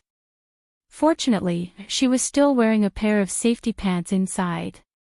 As aboriginals mostly wore short skirts and often climbed high and low, safety pants were standard equipment. It wasn't like ancient China, where skirts were directly naked underneath. Renbaqian threw the clothes to Xianzhi, thought for a while, and threw a t-shirt to her. Put it on inside. Then, he changed his clothes. Since a woman like her didn't even try to avoid it, what was there to be afraid of? After Renbaqian changed, he turned to see that Xianzhi was buttoning her shirt. The shirt and pants were a little baggy on her, but Xianzhi didn't mind. To her, beauty and ugliness didn't seem to matter. Follow me down. Talk less and look more, Renbaqian said. Understood. Xianzhi nodded. She was originally a person of few words, and it was even more so in this completely unfamiliar place. Let your hair down. When Renbaqian walked to Xianzhi's side, he casually pulled out a hairpin from her hair. Xianzhi moved her fingers, but she didn't stop him and allowed him to pull out the hairpin. As the hairpin was pulled out, her hair immediately fell down, just like Sadako's. Renbaqian nodded. This didn't look so out of place anymore. When he brought Xianzhi to the staircase, Renbaqian felt that something was wrong because the staircase handrail was damaged in several places, as if it had been scratched by something. He looked down and saw a lot of bloodstains on the floor. Did something happen? Ren Baqian's heart skipped a beat. What could happen to the villa? The nation couldn't do anything, and there were people watching at all times. It was impossible for thieves to sneak in, just like what happened to the Jean family in Shiqing. What could have happened? This bunch of idiots weren't satisfied with the little bee anymore and developed a new game. Ren Baqian quickly walked downstairs, looked into the living room, and was stunned. He saw that the living room was in a mess. The floor was covered in blood, and a row of freezers had appeared in the corner of the room. As for the winged cavalry warriors, they were either lying on the sofa or sleeping on the floor. What happened? Ren Baqian quickly walked into the living room and looked around. There were many holes in the walls and furniture. These were bullet holes, and he was very familiar with them. Boss. Ding Jia, who was sleeping in the corner, suddenly stood up and swallowed the word mother that he almost blurted out. What happened? Ren Baqian asked with a frown. It seems like someone launched a sneak attack last night. Ding Jia thought for a long time before coming up with the word sneak attack. Although this was indeed the case, it still made him feel a little weird. In particular, when he saw the guns all over the floor last night, he felt like he was watching a blockbuster movie. However, when he thought about how these mountain kids could use cars as barbells, Ding Jia felt that the movies nowadays were too low class. Sneak attack. Who are they? Ren Baqian turned around and found the guns, grenades, and stun grenades on the floor beside the sofa. His frown deepened. Was this a war? Who could mobilize so many people in the country? It's said that they are foreign agents. The corpses are in the freezer. Ding Jia said. Boss, you seem to have been targeted. Some people came last night and said that they are from the Messier 87 department. They are now outside. Following which, Ding Jia looked at Xianjie, who had followed Ren Baqian downstairs without saying a word. He marveled at her beauty and marveled at the fact that the lady boss was indeed the lady boss. The woman from before was the boss, but who was this? At the same time, he wondered why the boss came downstairs without knowing anything about what happened last night. However, he swallowed all the words he wanted to say. Ren Baqian frowned and kicked each of the winged cavalry warriors who reeked of alcohol. He then walked over to open the freezer and saw the corpses inside. Each freezer contained 2 corpses. There were a total of 8 freezers, and there were 16 corpses. Nearly half of them were Caucasians.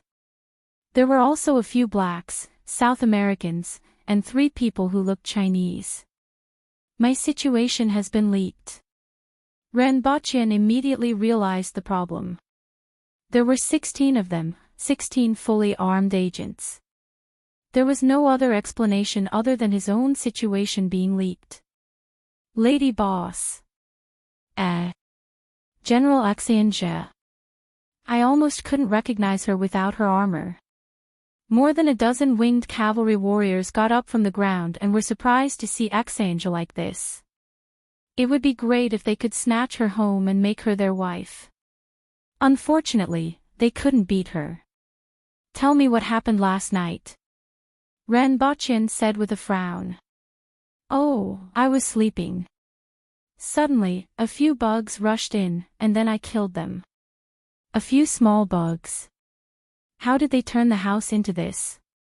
Ren Baqian looked around. There were more than a dozen winged cavalry warriors, but they actually turned the house into this. One by one. Did you just stand there and watch them shoot at the house? How is that possible? It was Su Wei. This group of people immediately betrayed Su Wei. However, Su Wei looked proud and said, "This bunch of idiots are inexperienced. I showed them a gun. However, this thing is quite fun." Ren Baqian's face twitched. The living room was now in ruins with bullet holes everywhere. The TV, air conditioner, and decorations were all broken. You actually did this. Chapter 655. Oh. Renbao has appeared. And there's an unknown woman beside him. Someone is coming down the mountain. How many people? What's their purpose? I got it. Keep an eye on them. I'll head over now. Yang-sen hung up the phone and hurried downstairs to Shi Mountain. When he was about to reach the foot of Shi Mountain, he glanced to the side and suddenly shouted, "Stop the car." The driver quickly stopped the car. Yang-sen rolled down the window and looked outside. He saw two bear-like men, who were 1.75 to 1.8 meters tall, swaggering into the main entrance of a hotel. Although he wasn't familiar with these two men, he had seen their photos many times. In fact, most of the people on the mountain had this kind of build. Coupled with their bald heads that reflected the sunlight, he could even recognize them just by looking at their backs. What are they doing here? Just as this thought emerged in Yang-sen's mind, he saw the two men swagger to the flagpole at the entrance of the hotel. They placed their hands on the flagpole, pressed down, and broke the white steel flagpole that was more than 10 centimeters thick. Originally, their looks and figures were rather frightening. Naturally, they attracted a lot of attention when they entered the hotel.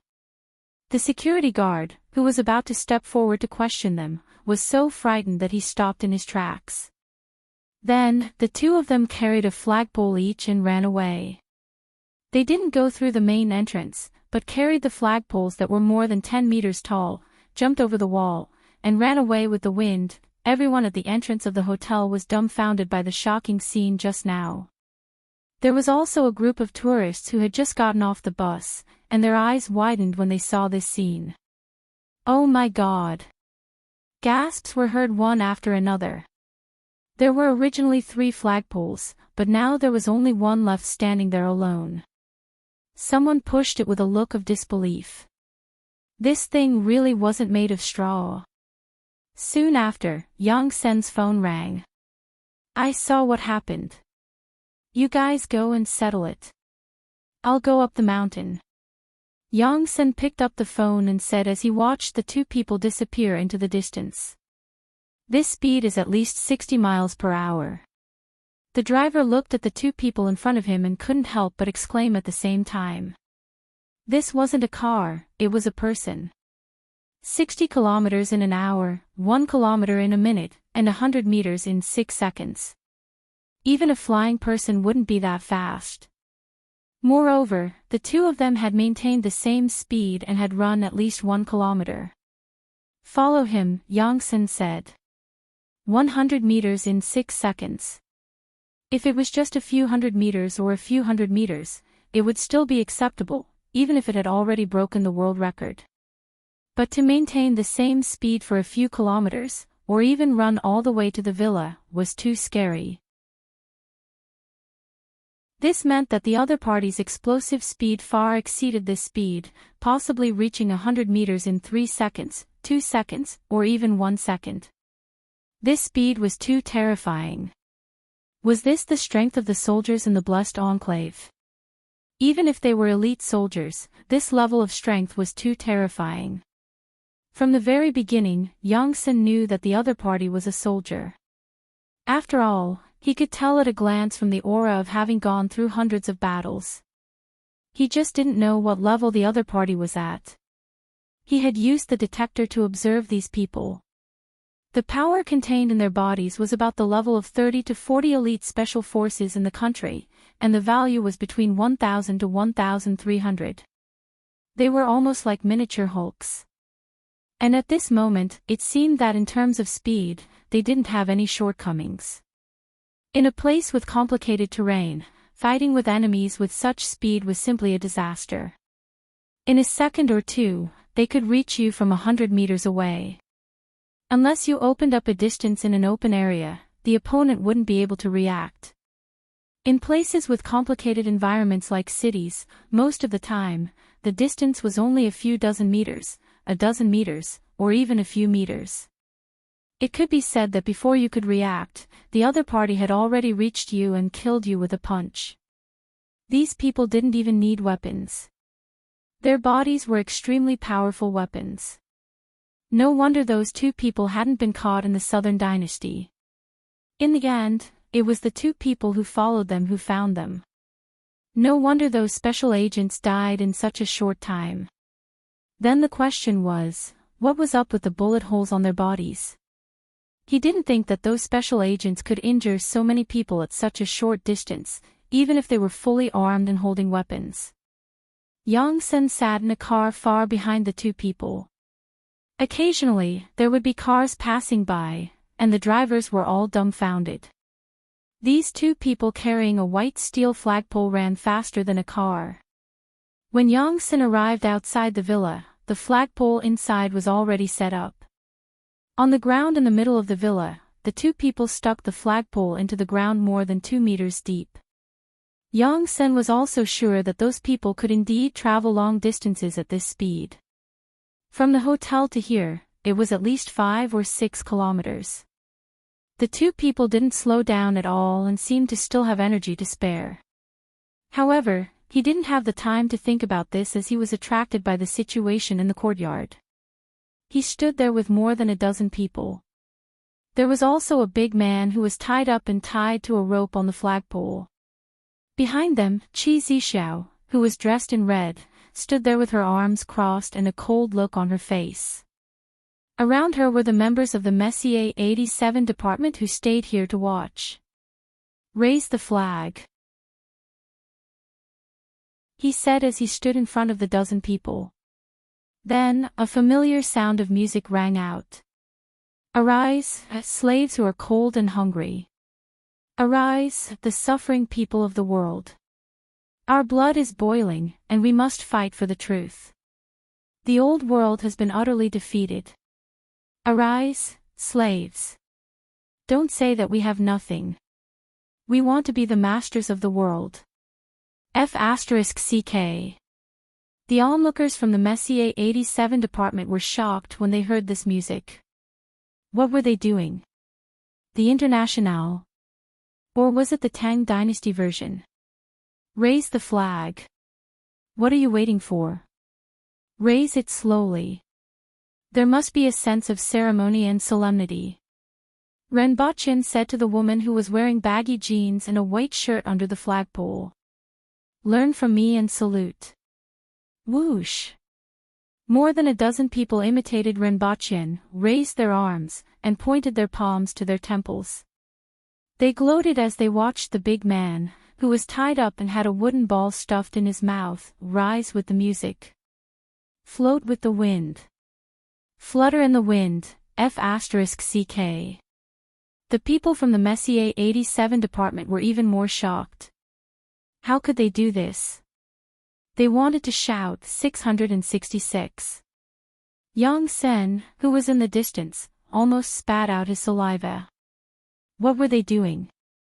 They ran to the hotel at the foot of the mountain to snatch 2 flagpoles and scared the hell out of everyone just to raise a flag. It was to raise a person. The ceremony is over. Ren Bachin retracted his hand.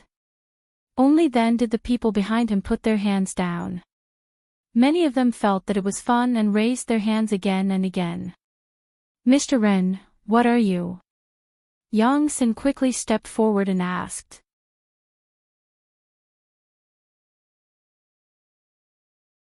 Chapter 656. Ren Bachin entered the room, opened a freezer, pointed at the corpses inside, and asked, "What's going on?" Some of these people have been lurking in the country for a long time. Some of them have been in the country since 10 years ago. If not for this incident, I'm afraid they wouldn't have revealed themselves. There are also some people who entered the country under various pretenses. Their identities seem normal on the surface, but that's just on the surface. We already have some clues about their real identities. They should be from the CIA, Yang Sen said. Why are they targeting me? Ren Bachin continued to ask. Yang Sen pondered for a while and said, Your information may have been exposed. The other party should know something related to you, but they don't know much. That's why they carried out this operation, which isn't considered weak, but isn't considered strong either. This is also related to their fear of our country. If there are more people, they will definitely be exposed. Of course, if they know everything, they will achieve their goal no matter what price they have to pay. Therefore, I guess they only know that it's related to you and aren't very clear about the specifics. In other words, there's a traitor among your people. We are currently looking for the reason for the leak. I suggest you strengthen the defenses here, such as surveillance equipment. I don't see any of that here, but I can arrange it if you need it. In addition, we will pay more attention to this place in the future. Yang Sen didn't mention anything about putting their people in charge of security. Although he wanted to, he knew that the other party didn't need it. With these burly men here, even if they attacked with the military, they might not be able to take down this place. Especially after being bullied by these people. They couldn't mobilize the military either. This was China, not the United States. Will they have any ideas about my family? Ren Baqian asked.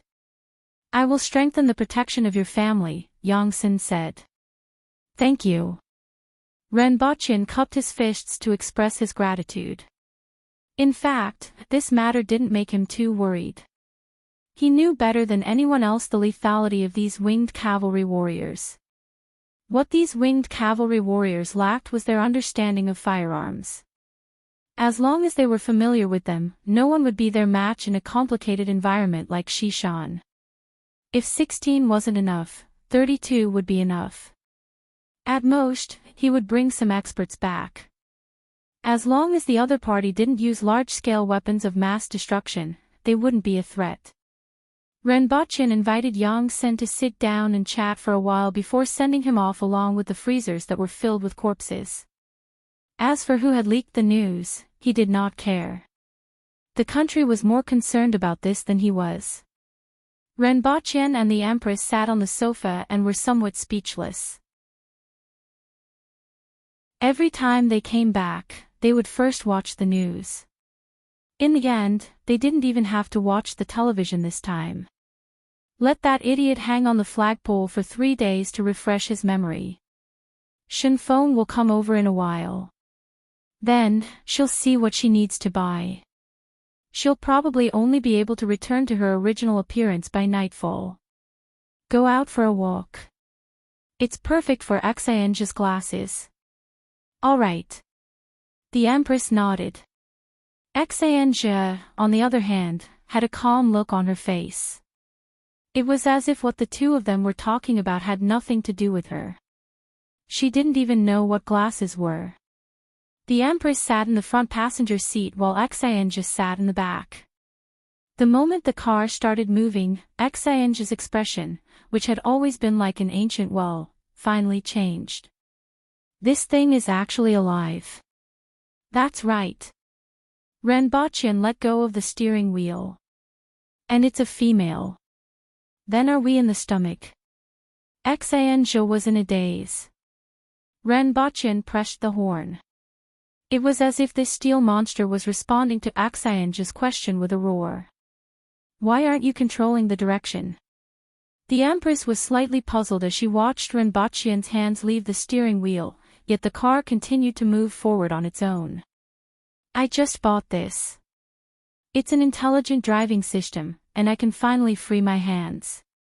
Ren Baqian smiled as he extended his hand. Xianzhe's face was like an ancient well, but her eyes followed his hand as it moved. Slap. That hand was slapped away by the Empress. Ren Baqian took a deep breath. His hand, which hadn't been slapped for a long time, was swollen again. For the rest of the journey, Xianzhe, who came to Earth for the first time, was very calm. It wasn't until they reached the city that she said, "This looks like a jungle." A steel jungle. Ren Baqian nodded. A steel jungle. Hearing these words, Xianzhe perked up. She squinted her eyes and looked outside, but unfortunately, she couldn't see anything clearly. She could only see that there were many towering pillars in the surroundings. In addition, she saw some of the monsters that she and the others were riding on galloping on both sides. It's even more stable than the mountain-gazing bird, Xianzhe praised. She then finally thought of an important question and asked, "Where is this place? Your brain circuit is a little long. I thought you didn't care." "This is China, a place very far away from Dayo," Renbaqian ridiculed before explaining. "Oh." Xianzhe responded and returned to her previous tranquil state. Xianzhe's behavior could be said to be the complete opposite of the Empress's when she first came to Earth. When in Rome, do as the Romans do. Follow the rules wherever you go. This was Earth, so they had to follow the laws of Earth. Number 1, do not kill. Secondly, the people here were very fragile, and one couldn't use too much force when hitting them. I'll think of these 2 points first, and I'll let you know when I think of the rest. Almost every time he brought someone back, he would explain everything to her first. On Earth, the Aboriginals' worldview was a little skewed. Things that the Aboriginals thought were normal were all illegal and criminal here. After which, Renbaqian bought a set of clothes for Xianzhe and brought her to get a pair of glasses. 2 hours later, beside Renbaqian was an intellectual beauty with fluttering long hair. She wore a short skirt, a shirt, and a pair of glasses. Other than her cold expression, she was almost flawless. After putting on the glasses, everything in Xianzhe's eyes finally became clear. It was no longer a blur of outlines. She no longer relied on her senses to feel things. Instead, she could really see everything around her. The sudden change in resolution caused Xianzhe to take off her glasses and look at her surroundings. After repeating this a few times, she finally stopped taking them off and turned to look at her surroundings. What's that? The frost on Xianzhe's face finally melted. She excitedly pointed to a shop with a pink sign that depicted a woman in lingerie. A lingerie shop. Interested?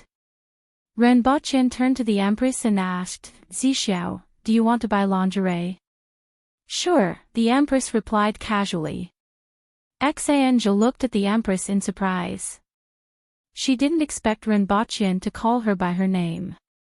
She then pointed to another shop and asked, "What about that?" "A clothing shop. Didn't we just go there?" "What's that?" "A house, or rather, a tall building. The building is divided into many rooms. There are actually so many people. The ground is paved with stones. Why don't I see any seams?" Without waiting for Renbaqian to answer, Xianzhe looked up at the sky. "Where's the sun? I've been wanting to see it for a long time. Why don't I see any birds?" "Don't look first. Go in." Renbaqian pushed open the door of the lingerie shop. The Empress skillfully picked out more than 10 pieces of lingerie. Renbaqian said to Xianzhe, who was curious about everything, "You picked 2 pieces too. What are you doing?" "Wearing, inside." Renbaqian gestured. "Oh. What should I pick then?" Xianzhe looked at the dazzling lineup of lingerie shops with a blank face. Renbaqian admired Xianzhe's dazed and helpless expression. Soon after, he calmly picked out a few pieces of white lingerie and underwear and told the salesperson, "D for the bras and 65 for the waist." "How did you know the size of her lingerie? Have you seen it before?" The Empress appeared beside him and asked suspiciously. "Intuition. My intuition has always been accurate." Renbaqian's expression didn't change. This kind of question was child's play to him and didn't cause any ripples in his heart. The Empress gritted her teeth and gave him a look that said, "Are you bluffing me?" The salesperson had a weird look on her face. When she saw Renbaqian picking out lingerie for the bespectacled beauty, she thought that she was his girlfriend. She didn't expect that this was, the circle of the rich was indeed messy. "I haven't seen you before either." didn't I buy it back then? I've never heard you say that the size was wrong. Renbochin beamed with joy. Sure enough, I'm born with talent. A man needs to have some talent. The Empress's face immediately turned from white to red, all the way to her ears. Bang!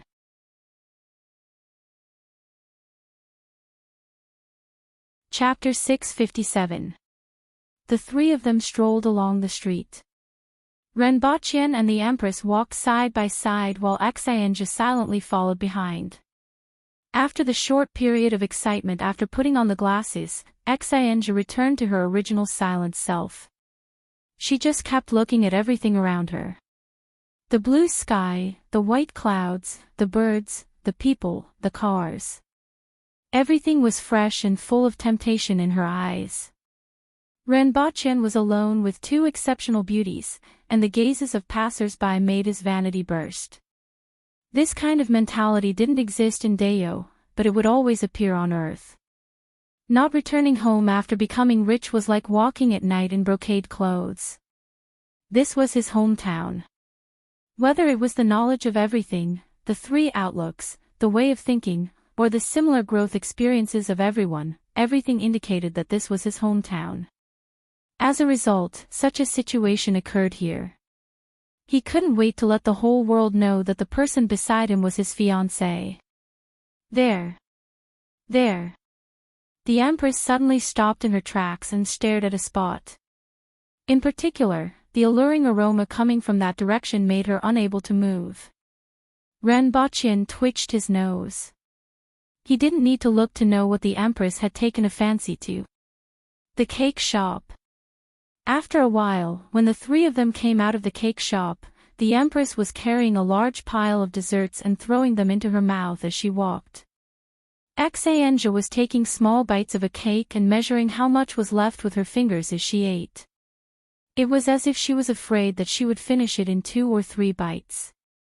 However, behind them, the cake shop was very busy. Half of the cake shop was packed and ready to be sent to the villa.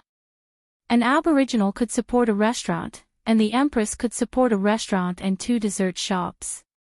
Why can't you make it? The Empress threw the cake into her mouth with one hand and poked Renbochin's arm with the other. She always felt that it was a pity that she could only eat such delicacies on Earth. It would be great if Deo had them as well. I can do anything except giving birth. Renbochin laughed. It wasn't too difficult to learn how to make cakes, but he hadn't thought about it in the past. However, being the husband of the Empress wasn't a job that an ordinary person could do. He had to understand physics and chemistry, understand industrial and commercial affairs, have the strength of an earth-will expert, and be able to cook, roast meat, and make pastries. Renbochin thought about it and felt that he was really an all-rounder. Why didn't I realize how outstanding I was in the past? At the side, the Empress scanned Renbochin's body, looking for a place to attack.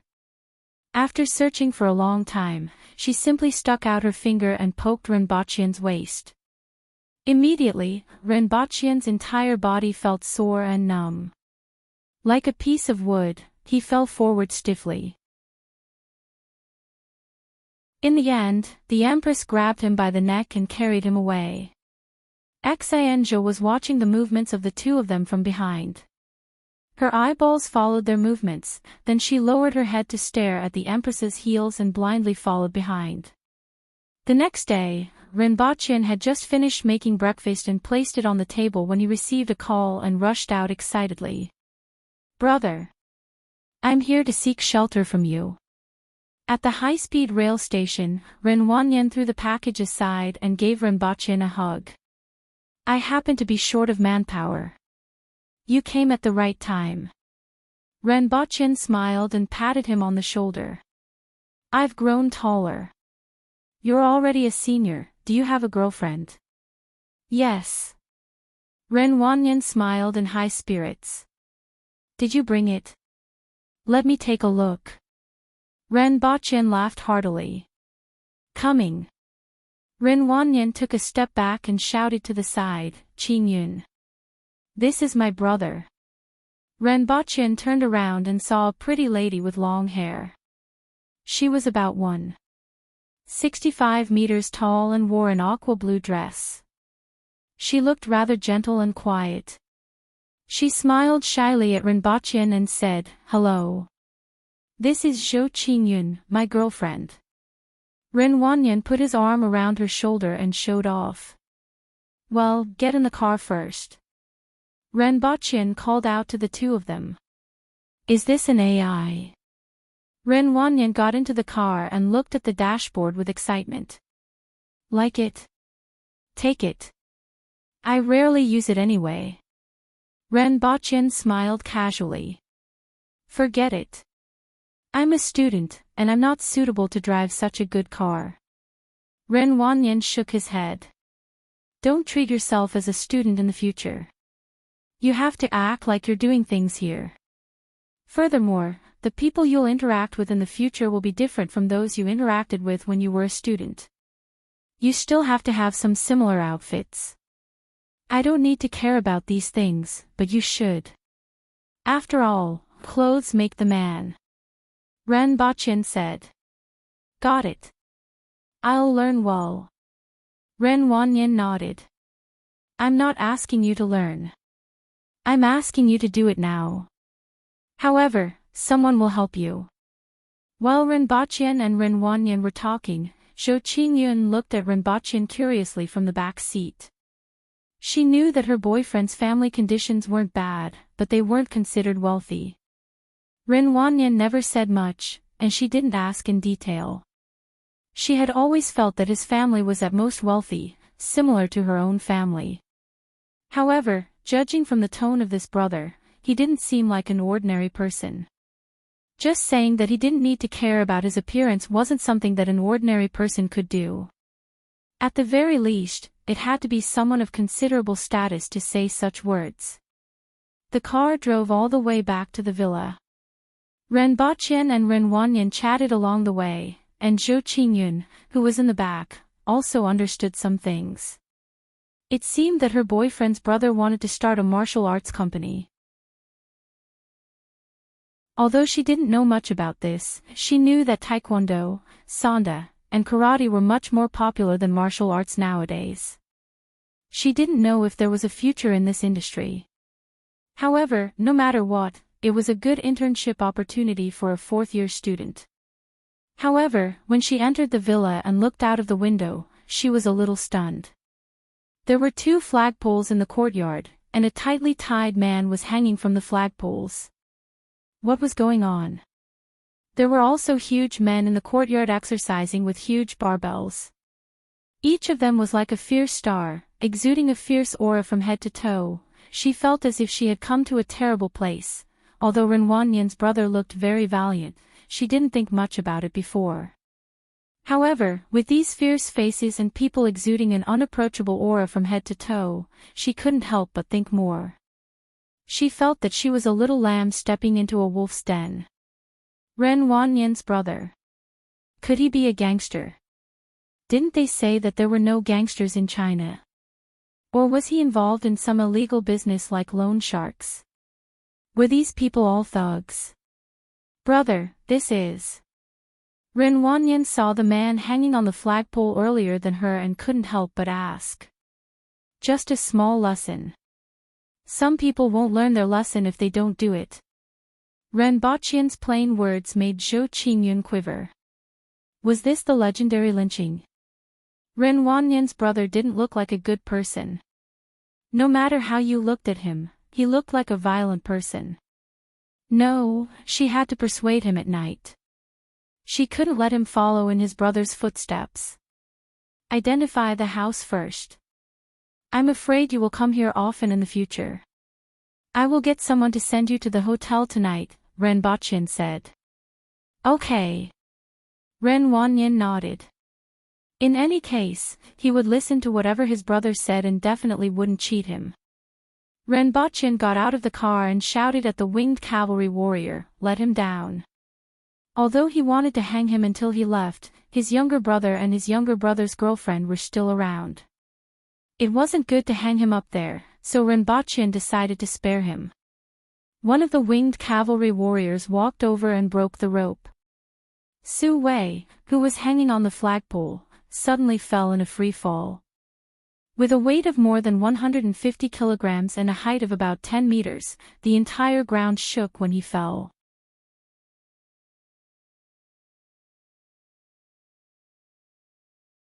Chapter 658. Falling from a height of 10 meters and being tied up tightly, a free fall with his body and face on the ground would have severely injured an ordinary person even if he didn't die. However, for a winged cavalry warrior, it was no different from falling while walking. The next second, Su Wei jumped up from the ground. The moment he jumped, the ropes that were tightly tied around his body broke and fell to the ground. He could break these ropes at any time if he wanted to. However, after breaking them, he reckoned that he would really be hung up to dry. Su Wei took out the wooden ball from his mouth and spat a few times. Then, he looked at Rinpochen with a hidden bitterness and said, "Lady boss, I'm hungry." For a day and a night, he listened to others eating meat and drinking wine while he was exposed to the cold wind and basked in the sun. This feeling was really sour. "Get lost, go find your own food," Rinpochen scolded jokingly. Su Wei received the order and teleported to the front of the villa like a rabbit. He opened the door and rushed over.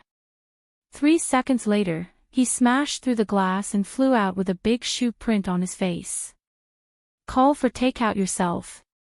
Rinpochen threw the phone to Su Wei, turned around, and said to Ren Wanyan and Zhou Qingyun, "Let's go."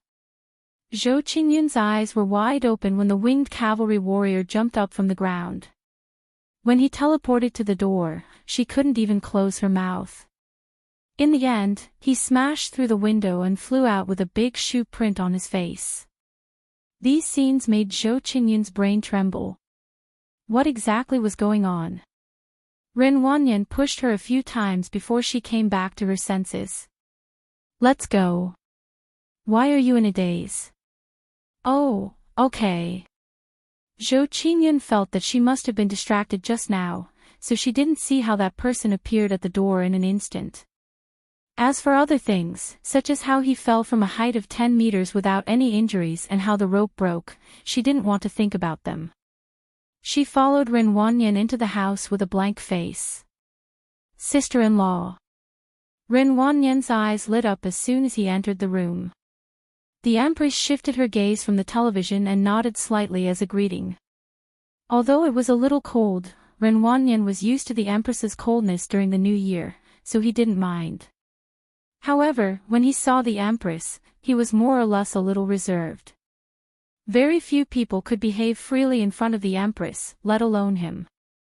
Zhou Qingyun's heart skipped a beat when she saw the woman in red sitting on the sofa. There was actually such a beautiful woman, especially her temperament. She gave off the feeling of the snowy peaks of Kunlun. She was both proud and otherworldly. Was this his sister-in-law? There was also the white-clothed woman standing behind them. Although her appearance and temperament couldn't compare to the red-clothed woman, she was still much better than those celebrities on TV. He didn't know who she was. "Sit." Rinpochen pointed to the sofa. "In a while, I will introduce you to a few people. In the future, you can look for them if you need anything." Rinpochen sat beside the Empress, grabbed her popcorn, and threw it into his mouth. "All right." Ren Wanyan replied obediently. He then looked at Xianzhe and asked, "This is?" "She's a colleague, you don't have to worry about her." Rinpochen waved his hand. "Brother, this can't be real, right?"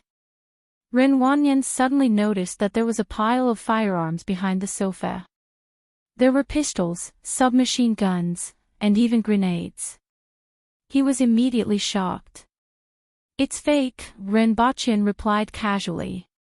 However, neither of them believed him. There were still bullets in the magazine scattered on the floor. Even a fool wouldn't think that they were fake. Zhou Qingyun's brain started to tremble again. She was already convinced that she had fallen into a wolf's den.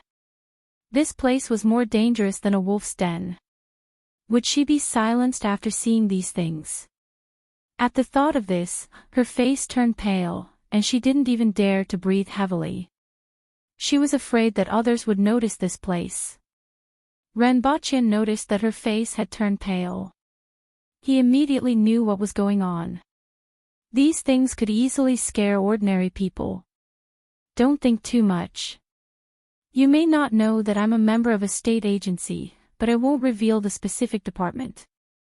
It's just like how you wouldn't find it strange when you see those policemen with guns. Renbochin smiled kindly. Zhou Qingyun finally relaxed a little and forced a smile. However, when she saw the bullet holes everywhere on the surrounding walls and the bloodstains that hadn't been wiped clean, she began to feel like she was sitting on pins and needles again. Other people's emotions were at most like riding a roller coaster, going up and down.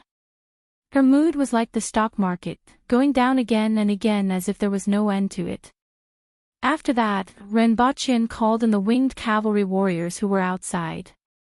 More than a dozen burly men stood there, almost all of them bare-chested with scars, giving Renwanyan and Zhou Qingyun a lot of pressure. Renbochin first told Renwanyan the names of these people. Renwanyan had seen a few of them before, but he didn't expect there to be so many of them in Renbochin's villa. Renbochin then said with a fierce face, "This is my younger brother. In the future, if anyone asks him to drink with me, I will kill him." "Understood, Lady Boss." The group of burly men laughed heartily and loudly replied. "Get lost." Renbochin laughed and scolded them. In any case, he probably couldn't get rid of the title of Lady Boss. However, he would get used to it after a while. Just treat it as a nickname. While Renbochin was cooking, Renwanyan walked around the villa. Everything else was fine and within the normal range. However, when they saw the supermarket, they were a little surprised. There were many rich people who bought villas, but this was probably the only one who opened a supermarket in their own home. Zhou Qingyun could only tell herself that this was another strange hobby of rich people. At noon, they witnessed the terrifying appetites of Renbochin, the Empress, and Xianjia.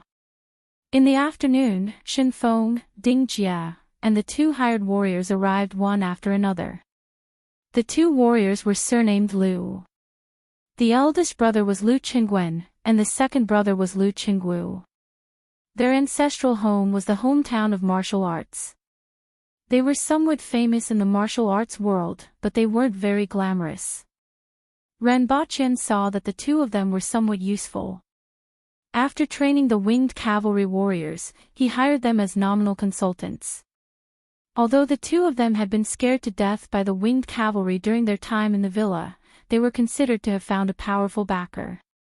In the future, they wouldn't have to worry about food and clothing, and they could even learn a thing or two from the winged cavalry warriors. Naturally, they were very happy about this. Renbochin introduced these people to Renwanyan one by one as a greeting and arranged the following matters. The only interlude was that Renwanyan mistook Shenfeng for a man and even called her brother Shin. This made Shenfeng a little unhappy. Although she always dressed in a gender-neutral manner, she didn't really like being mistaken for a man. Especially after being slapped to the wall by the winged cavalry, she finally realized that being a woman had its benefits. "Boss, aren't you going to dispose of these guns? There's no point in keeping them here, and they might get into trouble," Shenfeng asked before leaving. "Just find a room and throw them inside." "Will anyone come to investigate?" Renbochin looked indifferent. Not to mention that he was currently on a honeymoon with the nation. Even if he were to fall out with them one day, it wouldn't be because of this. The munitions given to him by the Messier 87 department were enough to blow up a small city. Also, let them see if there are any broken skulls and the like. If the housekeepers saw it, it would be easy to scare them. "You guys are too cruel. I heard that the heads of the dead are like the scene of a car accident. Shenfeng bent over and used her fingers to pick out a fingernail-sized piece of broken bone with blood, flesh, and hair from the crack of the cabinet at the door. She looked disgusted. Ren Wanyan and Zhou Qingyun's faces stiffened on the spot, and the sweat on their foreheads dripped down layer by layer. "Boss, I'm leaving first." Shenfeng threw the piece of skull on the shoe cabinet at the side and went out with a smile on her face. Scaring the two of them was considered a small revenge, and she felt much better. However, while Shenfeng was happy, Ren Wanyan and Zhou Qingyun weren't happy at all. If they were in another place, they definitely wouldn't believe it. However, with the guns on the ground, bullet holes, and bloodstains all over the wall, they couldn't tell themselves that it was fake even if they wanted to. "Brother!" Ren Wanyan broke out in a cold sweat. "She was just teasing you too. It's a cow bone." Ren Baqian's expression didn't change at all, completely ignoring the fact that there was still some golden hair on that piece of bone. Regardless of whether the two of them believed it or not, he believed it anyway. For the next 2 days, Ren Baqian was busy with the affairs of the martial arts center and didn't know that Ren Wanyan had an argument with his girlfriend after arriving at the hotel that day. As for the reason, it was because of Ren Wanyan's work here.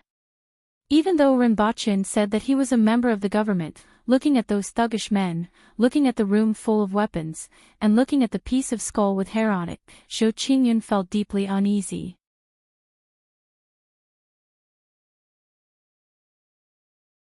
Chapter 659. A few days after Ren Baqian returned to Dayo, he finally saw the egg-kicking maniac, Li Fu. He looked the same as before and didn't seem to be in dire straits. He wasn't missing an arm or a leg. It seemed like his first parachute jump was a success, and the Empress's advancement to the third most powerful expert in the world had to be delayed. Li Fu was also riding a Heilang Jun, a wild boar that was 3 to 4 meters tall. It was covered in short, grayish-brown hair and emitted energy waves that weren't weaker than an earth will expert. With this kind of strength, Heilang Jun could be considered an overlord in the forest. No animals dared to provoke it, and beasts of the same level had to avoid it. However, this fellow was a little miserable at the moment. His fangs were broken in half, his 2 small eyes were of different sizes, and there was a bump on his forehead. The hair on the back of his neck had also been pulled out, making him look miserable. However, his ferocity didn't diminish at all, and his eyes glowed fiercely at everyone he saw. Then, Li Fu punched him in the head, causing him to scream in pain. Li Fu jumped down from the Heilang Jun and casually said, "I'll give it to you." As soon as Li Fu jumped down, the Heilang Jun turned to run, but a few of Ren Baqian's guards immediately surrounded it. This Heilang Jun wasn't weak and had a huge body. If it recklessly charged around in the city, it would probably hurt a lot of people. Shi was the first to punch the Heilang Jun on the head.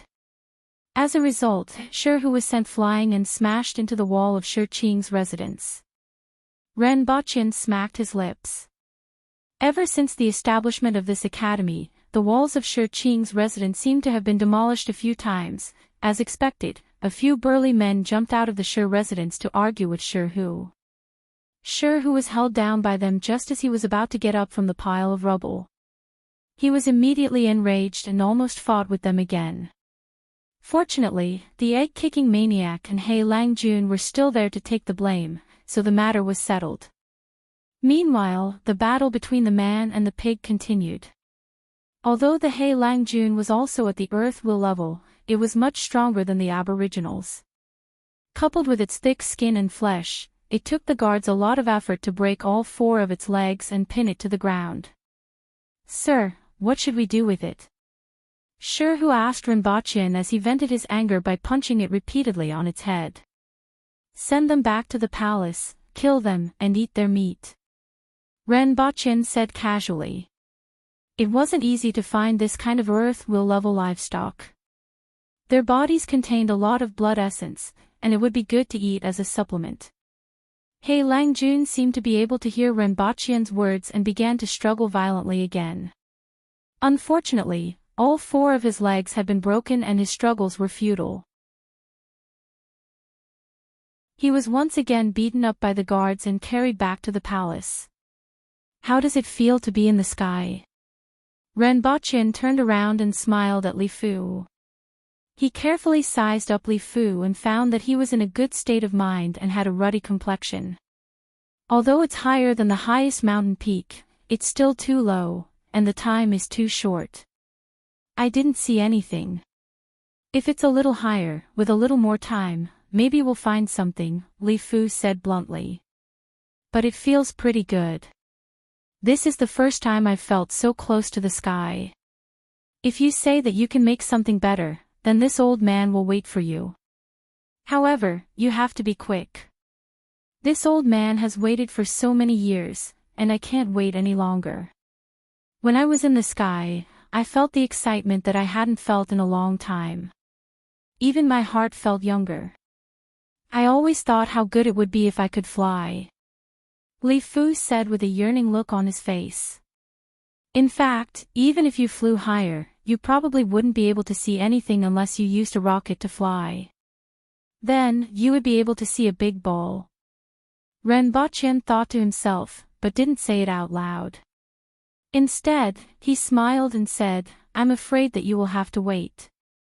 It's mainly due to various restrictions, and it's very difficult to improve greatly in a short period of time. If you can destroy the Yun nation, it will be faster. Dayo's resources are too little. Li Fu rejected him without hesitation. I can't do that. If you are willing, I can bring you to Great Xia. I have an old relationship with Xia Bailong's grandfather, and he will give me some face. The grass on Xia Bailong's grave is already 15 meters tall. Renbochin was speechless. This news had been spreading like wildfire in Lon City some time ago. Wasn't this news a little too out of touch? That little fellow is dead. However, it doesn't matter. As long as the successor is his descendant, he will give me some face. Li Fu stroked his beard.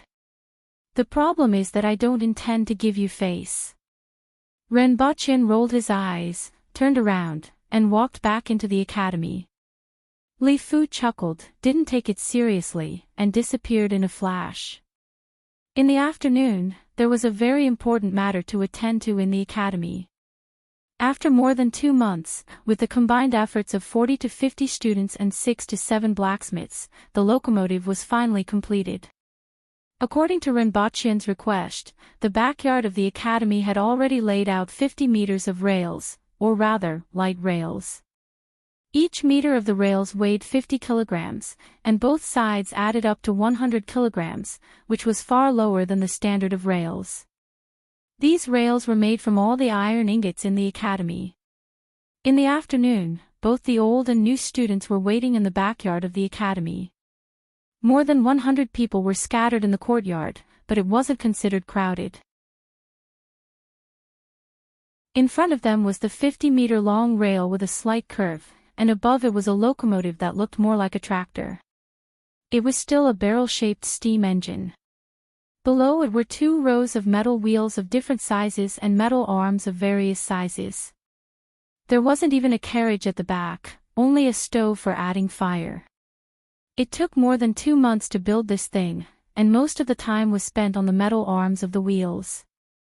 This time, it was more complicated than the previous time, and it was almost completely redesigned. Let's begin, Renbochin said. Then, like the previous time, they started a fire, added coal, and added water. After a while, the cigarette butt above the locomotive emitted bursts of black smoke, and the train began to move slowly. Success! Many students cheered and clapped excitedly. Although they had succeeded the last time, they were traveling on rails this time, and all the components had been replaced with metal. Before the start, many students were still nervous and afraid that something would go wrong. Fortunately, everything went smoothly at this time, and no problems occurred. Everyone was relieved. In particular, When they saw the locomotive drawing an arc along the rails in the courtyard and getting faster and faster, the smiles on everyone's faces grew wider and wider, and their faces were full of pride. "Is there a break this time?" Ren Bachien suddenly asked. "What's a break?" Shirgan asked. "How do we stop?" Ren Bachien pointed at the locomotive and asked. Shirgan, everyone. Then, the locomotive left the rails, smashed through the courtyard wall, crossed the street, and smashed through the wall of Shirqing's house. Finally, it fell to the ground with a loud bang. The students rushed over like a swarm of bees. Then, they heard Shirqing's angry voice in the courtyard, "It's you guys again. Sixth uncle, listen to my explanation."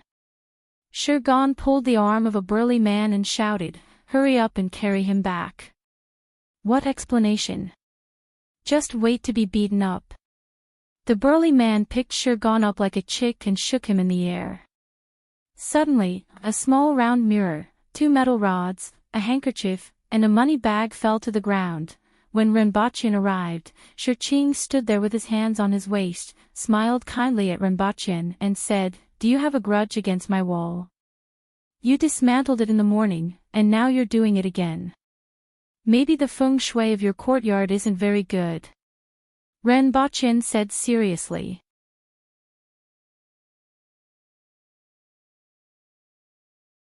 Chapter 660. The locomotive experiment was a success. Ren Bachien sent the students to research the deceleration and braking system for the locomotive while he went to the Empress to ask for another 5,000 kilograms of iron. The next goal was to build a circular railway track with a diameter of 400 meters outside Lan City. After all, it wasn't enough for the train to run. There were still other aspects that needed to be tested, such as its load capacity, speed, and so on. Dayo wasn't rich in iron resources. It was impossible to build a long railway track at the moment. The circular railway track was the best choice. However, this time around, Ren Bachien wanted to make a standard rail that weighed 50 kilograms per meter. The 2 sides would be equivalent to a circular rail that was 20 meters per meter.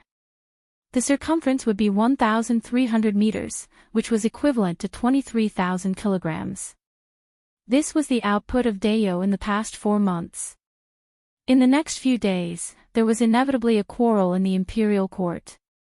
Even though it was all thanks to Ren Bachien that Mount Damo could produce 1.8 million kilograms of iron per year, Dayo's current shortfall was too big.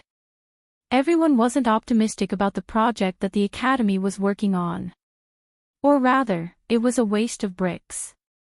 She liked the feel of bricks more and more.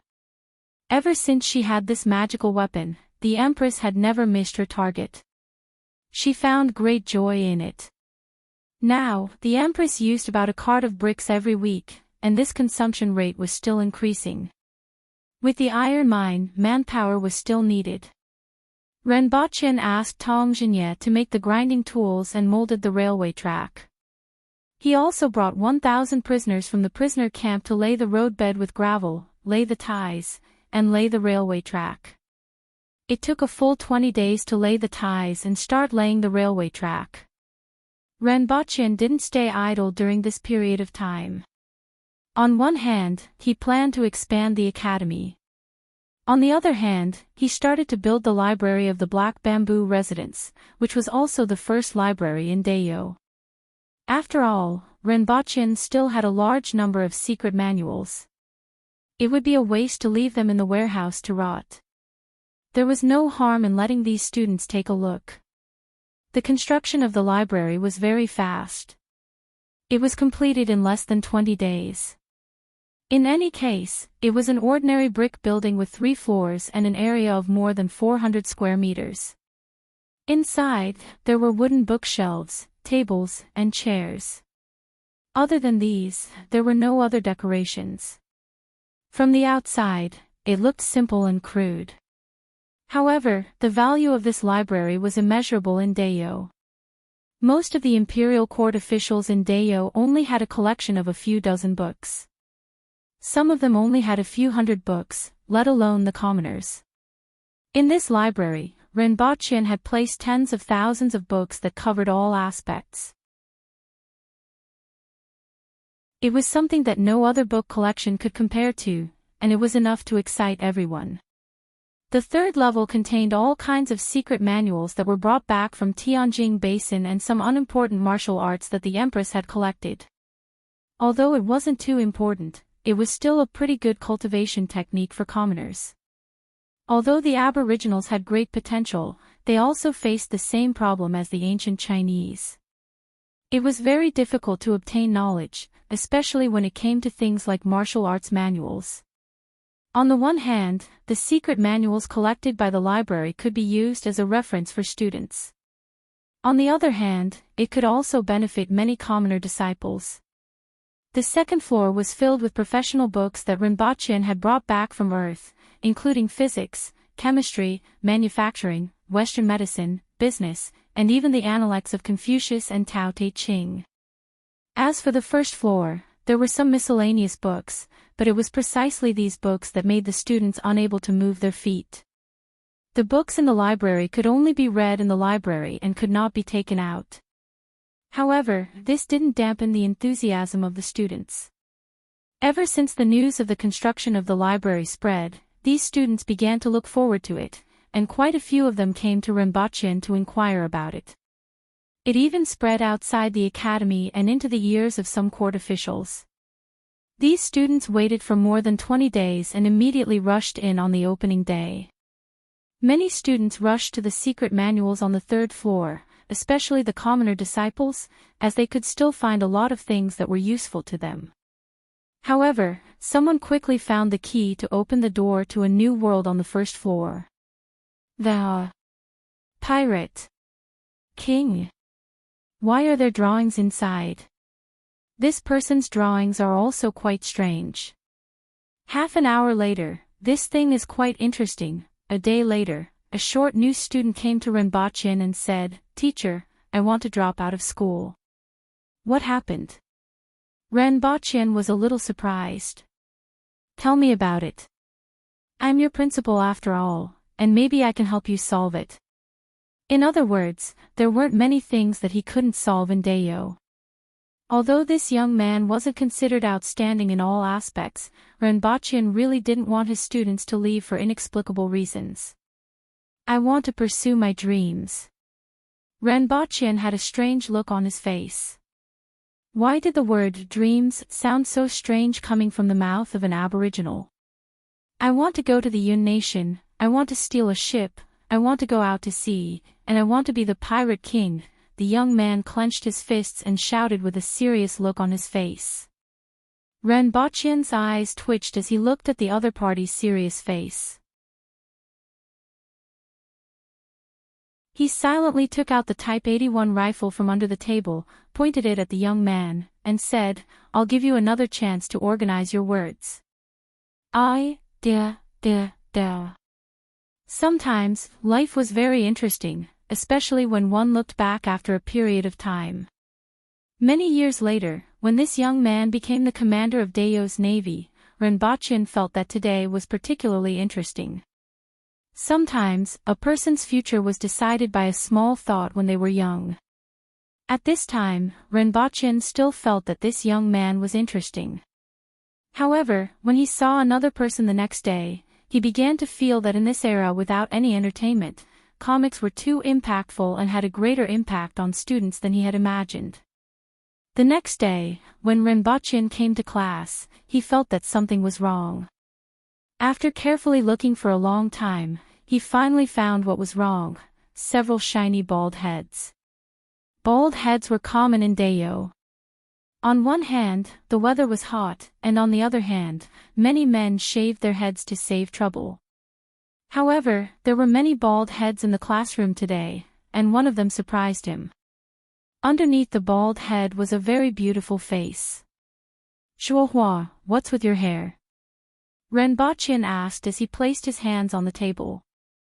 Aboriginal women either tied their hair in a bun or combed it into a small braid. Being bald was quite unusual. I suddenly felt like shaving. Shuohua blushed and looked away. What exactly is the reason? Renbochin had a bad premonition, and his face darkened. It is said that you can become stronger this way. Someone beside him whispered. Pft. Pft. Many people snickered. Renbochin was speechless. Sit down. Do you think the stories in those picture books are true?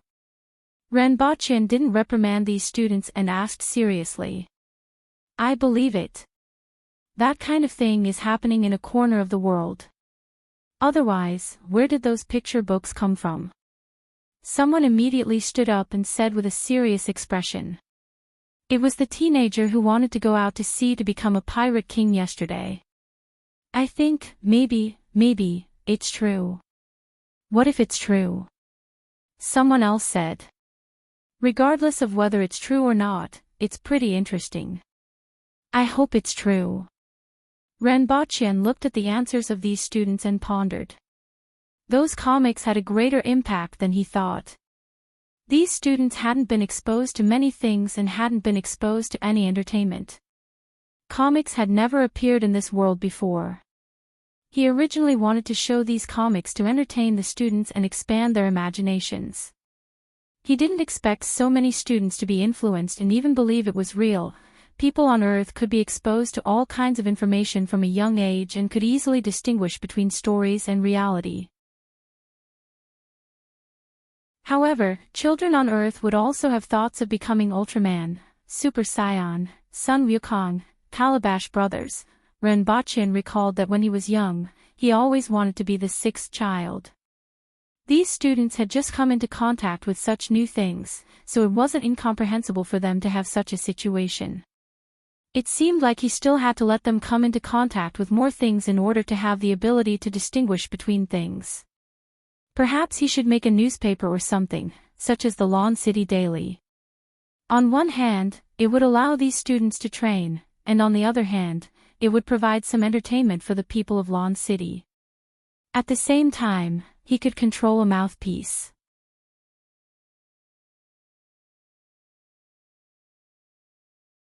Chapter 661. Shanghai, Jing and Renren Martial Arts Dojo. A pair of students were sparring on the arena in the dojo. There were more than 10 people watching, and 7 or 8 people were hitting sandbags a little further away. Coach, I heard that a new dojo opened nearby. It's opening today, said a bare-chested young man in shorts. The other person was a well-built man in his 30s. He sat on a chair and glanced at the 2 people in the arena from time to time. Oh. The well-built man nodded nonchalantly. They teach them, and we teach us. There were at least 80 if not 100 famous dojos in Shanghai. There were even more if you included karate, taekwondo, and the like. This did not include the small dojos that opened one day and closed the next. There were quite a few families in the vicinity that could be called out by their names, and all of them minded their own business. Things were different now. There were not as many challengers when a new dojo opened. After all, smashing someone's signboard was equivalent to cutting off their source of income. It was a deadly feud. No one would do such a thing if there was no grudge between them. At most, they would occasionally interact with each other when their skills were similar. But that was mostly what students did. But this dojo is quite strange. Usually, there would be some advertising before opening, but this dojo didn't do anything. It's 3 floors, and the rent is 2 to 3 million a year. I don't know how they earn that much, the young man said casually. That's their business. You're telling me this for a reason, aren't you? The well-built man turned to look at him. There was a glint in his eyes, which made the young man's heart pound. Coach, I think Shui and the others went to look for trouble, the young man said softly. The well-built man frowned. Shui and the others were in a small circle of 5. They were all between the ages of 17 and 20, and they all came from good families. Among them, Shui had been training here the longest. He had trained here for 5 years and liked to fight. He had even sparred with a few taekwondo and karate instructors. However, the ones he sparred with were all from big dojos. They had come back to teach children and were not very skilled. Now that he had grown bolder, he actually went to challenge others. Did he think he was good enough after winning a few times?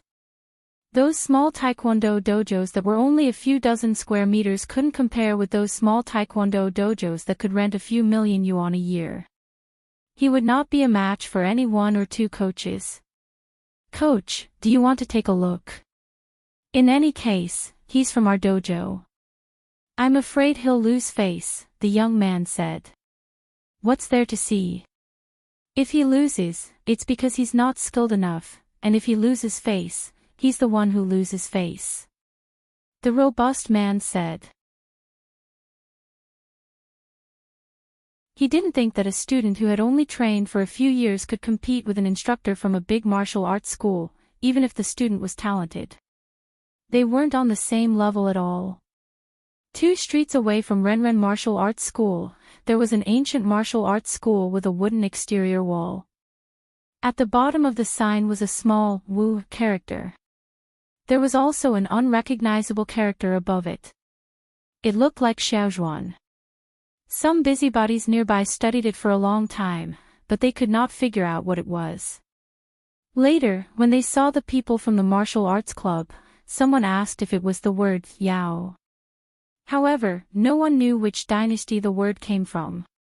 Many people thought it was a self-made word, and they even laughed at it. At that moment, a few robust young men walked into the martial arts club, laughing. What was surprising was that in addition to the luxuriously decorated hall, reception, and a few rooms on the first floor, there was also a restaurant. "Is this a martial arts club or a restaurant?" a short-haired young man asked with a grin. "Of course it's a martial arts club. That's where the internal students eat."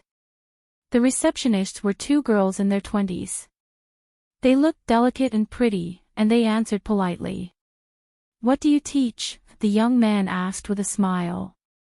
"Currently, there's only one fist technique, the Fist of Death," the girl replied. "Fist of Death? That's a scary name. It won't kill people, right?" The young man next to her suddenly laughed. "But I've never heard of it. Can you show it to us? Do you want to sign up?" the girl asked. "Let's see what we're capable of before deciding whether to sign up or not. Girl, call your coach out to talk to me. If he wins, I'll sign up. What do you think?" Another bronze-skinned, burly, and fierce-looking young man said in a deep voice. Ren Baqian was sitting on the 3rd floor, listening to Ren Wanyan and Ding Jie's reports. He was a little surprised to suddenly hear someone reporting to him. Someone is here to cause trouble. Ren Baqian, Ren Wanyan, and Ding Jie were all surprised, and their expressions became strange. To challenge here? How stupid must they be? Yes, the other party said it's an exchange, but it should be a challenge, the receptionist who came to report said. She was a little nervous facing this big boss whom she met for the first time. The main thing was that this big boss didn't look like a good person. He gave her the same feeling as the 2 great coaches in the martial arts club, and he had an intimidating aura. Is there such a thing nowadays? Ren Baqian asked, finding it a little funny. I've asked around, and it's very rare now. Moreover, we just opened for business and haven't done any advertising. It's impossible to affect others or attract hostility, Ding Jie said. After more than half a year of busy work, Ding Jie had matured a lot. In addition, he had been practicing martial arts these days, and his body had become stronger. He looked like a promising young man in his 20s, no longer a bean sprout like he used to be. This change was tangible. He knew that he wasn't outstanding in any way, and there were a lot of people who were stronger than him. Although he didn't know why the boss liked him and gave him such an opportunity, he had to redouble his efforts. Therefore, Ding Jie strived to do everything to the best of his ability. Bring them to the second floor and call the few coaches along the way.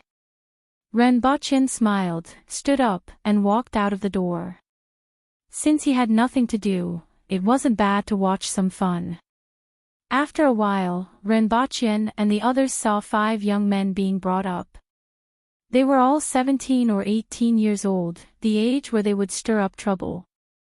Seeing these people, Renbochin immediately lost most of his interest. As soon as the 5 youths came up, they saw 7 or 8 people standing there, especially 2 of them who looked like human bears. They were immediately shocked. If such people stood there and let them hit them, they might not even be able to move them. However, since they were already here, they couldn't just admit defeat. At 17 or 18 years old, their reputation was more important than the sky. In order to fight for their reputation, they would stab their brothers from time to time. Moreover, a few of their good friends were watching. One of the young men stepped forward and shouted, "Which one of you is the coach?" "I'm from Renren Martial Arts School. Let's have an exchange." "Boss, let me do it," Lu Qingguo, the second oldest of the Lu brothers, said. Their annual salaries weren't low, but they had nothing to do as consultants. They had always wanted to show their value. Seeing this situation, they immediately volunteered. Renbochin nodded. "Are you here for an exchange?" Lu Qingguo stepped forward and asked. The other party was relieved to see Lu Qingguo come out. As long as it wasn't those 2 guys, it was fine. Since the guy who came out looked like he was in his 40s, their chances of winning had greatly increased. "That's right, we are from Renren Martial Arts School," a few of them immediately said. Lu Qingguo nodded and silently walked to a row of sandbags at the side. He casually punched one in the middle, pointed, and said, "The sandbags here are from light to heavy. Which level can you move?" Punching sandbags. Those people immediately laughed and looked down on them. The people from this martial arts school were somewhat cowardly. The young man in the lead walked to the side of the heaviest sandbag, took a deep breath, lifted his leg, and kicked it. Boom! Crack! The crisp sound of a bone breaking was heard. That young man hugged his leg and lay on the ground, wailing in pain. The other people's faces immediately changed. They didn't expect such a situation to happen. "What's in that sandbag?" Renbochin turned his head and asked. "Steel ingot." Lu Qingguan replied from behind. Renbochin almost burst out laughing. He really didn't expect that the Lu brothers were so black-bellied. They provoked a hot-blooded young man to use all his strength to kick a steel ingot. This kick would make him doubt his life. What a talent! Renbochin liked this kind of talent.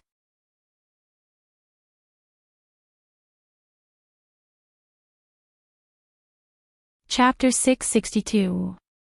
It had to be said that the older the ginger, the spicier it was. Nowadays, those who could make a name for themselves in the martial arts circle weren't simple. The Lu brothers seemed to be very quiet, but they easily made Renbochin realize what it meant to be awesome.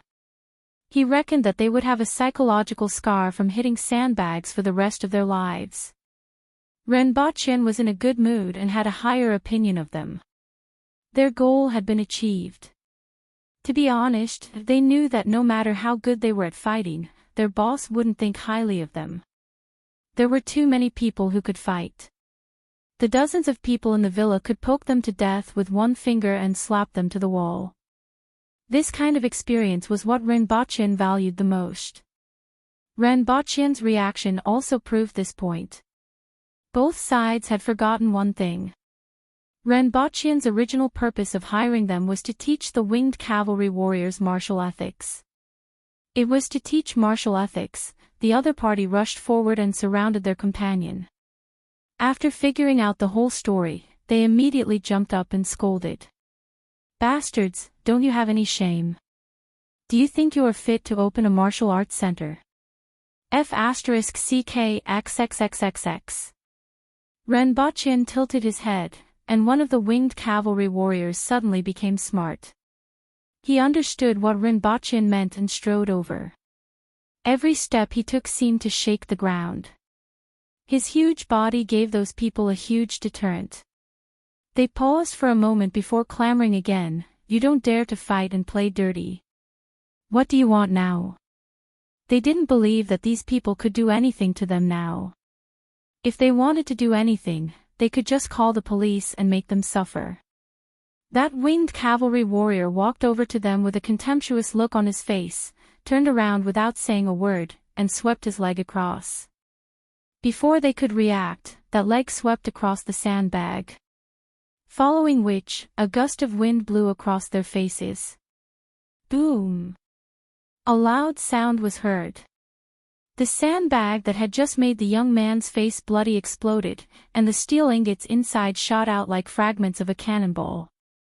The visual impact made everyone feel the huge force. Clang, clang, clang. After a series of sounds, the winged cavalry warriors came back to their senses and stared at the scene on the wall.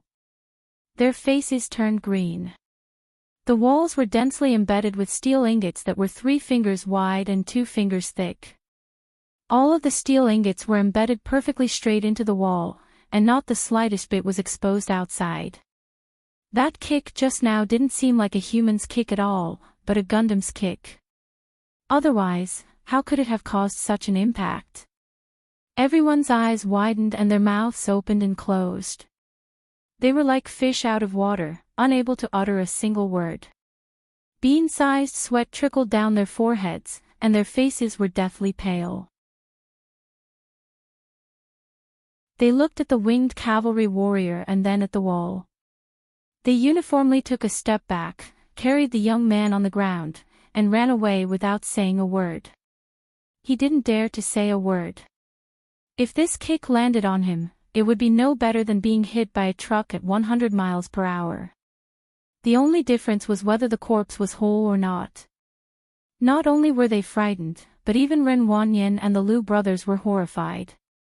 After those youths ran away, the 3 of them looked at the 2 winged cavalry warriors with admiration. "Boss, do we need to do some publicity or something?"